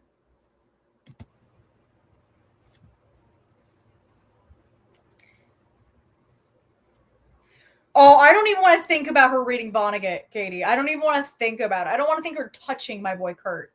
Or again, she's already like putting 1984 in it. She's not gonna understand George Orwell. Like, don't get her reading Animal Farm because she's gonna think it's like fat phobic because the evil people are pigs. Absolutely, I would love homemade gifts and cards, or just letters. Like a handwritten letter would be dope. Like, I don't know, depending on the length, I might read it offline, you know. But like, it would depend. Oh, that comment, How to Kill Your Family. It's a really good book, by the way. I like that. If you want to write a long letter, or like if you're gonna send me things like that, Not Voltaire. You're putting things with like your information. If you're okay with me saying your name, you should mention that. If you don't want me to say your name, you should mention that. If you don't want me to talk about what's in the letter, mention that. If you do want me to, if you're okay with me talking about it, if I choose to, I would recommend mentioning that, because I'm always gonna err on the side of caution, of like being protective, because I don't. Do you guys want Dainty Princess book recommendations? Because I've got a couple that I love. Kindred by Octavia Butler. I will always recommend Kindred by Octavia Butler. I said White Noise. I love White Noise. My Year of Meats is really good. The Patti Smith autobiography is great. I will always and forever stand by Truman Capote. So I love Breakfast at Tiffany's and In Cold Blood. And I'm like, the entire Percy Jackson series, you have to read all of it front to back by next week. Don't want information I share to like upset people. Oh, Barry got it right. Let me look up that book. Daughter of Smoke and Bone. I love that you're a bookworm, Barry. Ooh, there's 3 books, it looks like. I do need a Goodreads. I think because I have a lot of good books that I've read just like in general, because there's one, what I used to do, and I would go with my dad to like a Barnes and Noble, and we would find whatever books were on sale, and I would just go, we would read out the back or the inner thing, and we would just like pick a book to read. And one of my favorite ones was a mystery thriller. It was called The Ice Princess. I love that book. Oh, another great one, and it's a point of family contention to this day. If you like a good murder mystery or just like mystery as a whole, Whispers by Dean Koontz is unfucking believable. It is so good. Co-signing White Noise, thank you. White Noise is really good, guys. If you guys want like really good books from somebody who knows what they're talking about, I can put a Goodreads together. I can put a recommendation list together. Who knows what they're fucking talking about? By Laini Taylor? It's okay, ABC. I think I will be getting off in the next like maybe 10 or so minutes, just because we're going at around the 3 hours. But we're talking about books. We're talking about books because she's like trying to flex her Goodreads and like all the books are trash, and she made the worst review I've ever seen. So what's the vibes of this? Is this like a smut? Is it 3.99? Oh wow, it's got almost 400,000 ratings and over 36,000 reviews. Black handprints are appearing on doorways, scorched by their anything by Flannery O'Connor from Sky. Ooh. Oh, that's okay. How did your stream go, ABC? How did it go? What did you talk about in your stream today? In a dark and dusty shop, a devil's supply of human teeth grows dangerously low, and in the tangled lanes of Prague, a young art student is about to be caught up in brutal otherworldly war. Meet Karu. She fills her sketchbooks with monsters that may or may not be real. She's prone to disappearing on mysterious errands. She speaks many languages, not all of them human, and her bright blue hair actually grows out of her head that color. Who is she? That is the question that haunts her, and she's about to find out. When beautiful... Now that description feels like Ebony Darkness Dementia Raven Away. Haunted Akiva fixes fury eyes on her in an alley in Marrakesh. The result is blood and starlight, secrets unveiled, and a star-crossed love whose roots drink deep of a violent past. But will Karu live to regret learning the truth about herself? Yo, want to read? I'm in. If that's the kind of books you like, if those are the kind of books you like, I can get why you didn't fuck with whatever the like British sarcastic humor book that you read was. I can see it now. It's YA, but A Wrinkle in Time. A Wrinkle in Time is very good.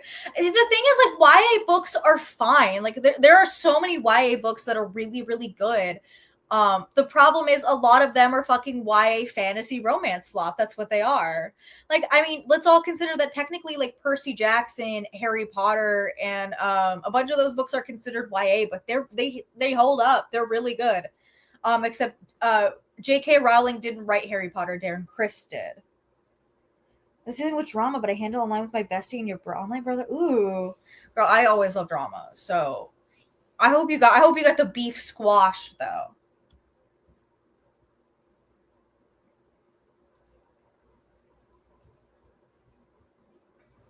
We're gonna add all three. Want to read? I'm in. Is it dirty or no? I kind of don't want it to be dirty. Dainty thoughts on The Outsiders. I love The Outsiders. I love The Outsiders. I think it's like it's a very easy read. I do like The Outsiders. I think it's fun. I think it's nice. And again, the ending of The Outsiders will never not be heartbreaking. But it's definitely a good read. The Outsiders is always going to be a good and fun read. You'll always catch me stay gold pony boy. This is coming from somebody who was obsessed with The Outsiders in middle school. I was obsessed. I wrote fan fictions. I wrote self-insert fan fictions. We also one of my favorite, I'll have to find it so I can play it the next time we're live, but there was a guy who read on TikTok and he read Animal Farm for the first time and he's in tears and he's writing self-insert fan fiction with him and Boxer where Boxer lives. I just think that's fucking hilarious. I would like it to just be that. Oh, I think we're actually getting to where we started. From 3.99 to 4.11. Akatar, or Anacarb. Oh, Akinator. Right. My brain just broke. Akinator? The guy?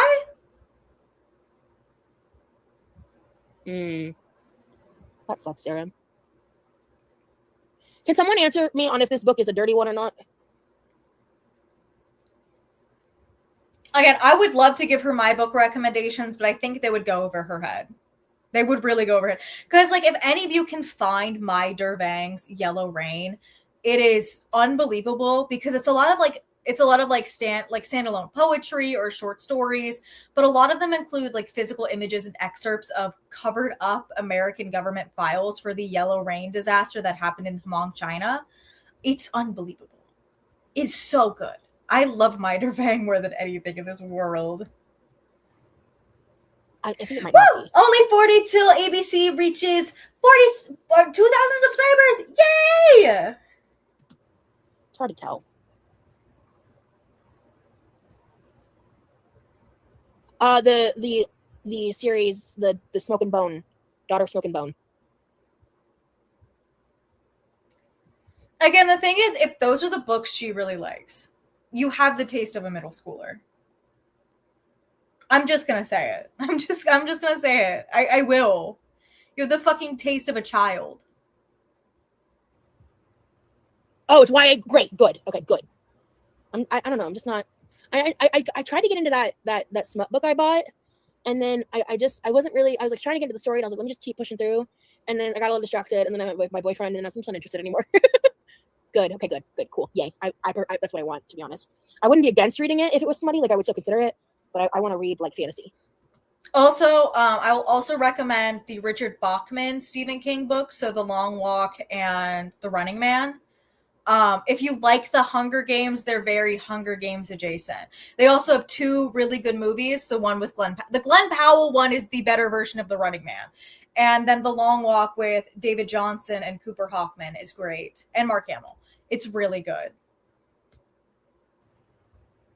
We're going to see how I do with this and the ones I have, but I think this is like really close to where we started. So I think we actually got through the whole stream. We just started at the end.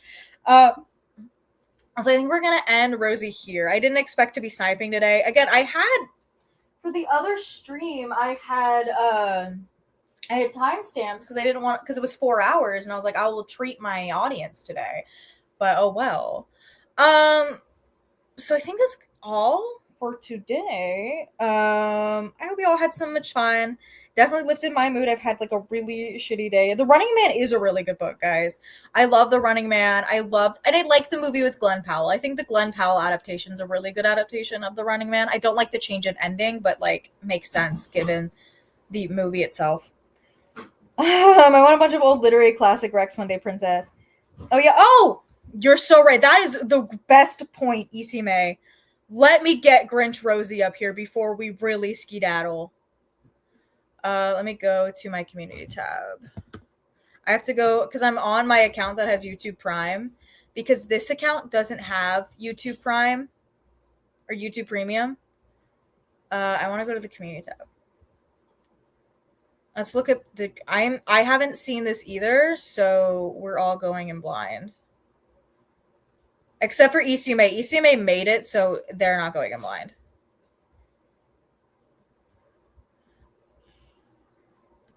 I need another monitor, but I'm not going to get that. We're just going to.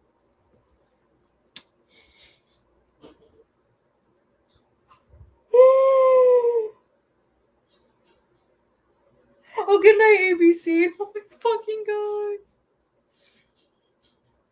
Stephen King is messed up. We can always pretend Richard Bachman's another guy.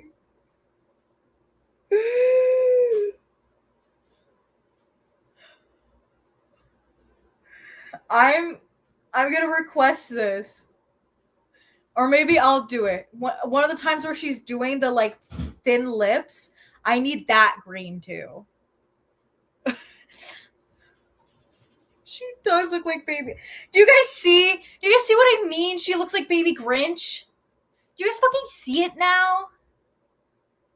She looks like baby Grinch. This is no, I love it. No, I love it. Thank you so much. I love this. This is perfect. I love it. I adore it. Thank you. I'm also gonna give a cute little friendly reminder that this Friday we're gonna be playing bingo. We're gonna be playing Girl Bowl Bingo. If you are a member, you've had access to the forum for a while. If you are not a member, the forum is available for all of you now. So that way, Friday I can make the bingo sheets and make sure we can all play bingo. It's gonna be Girl World Bingo. So really, we're gonna focus on.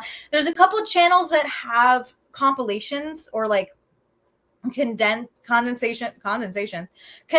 old vlogs, so we're gonna use those to play bingo with, and we'll definitely do Rosie and Amberlynn. So please play bingo.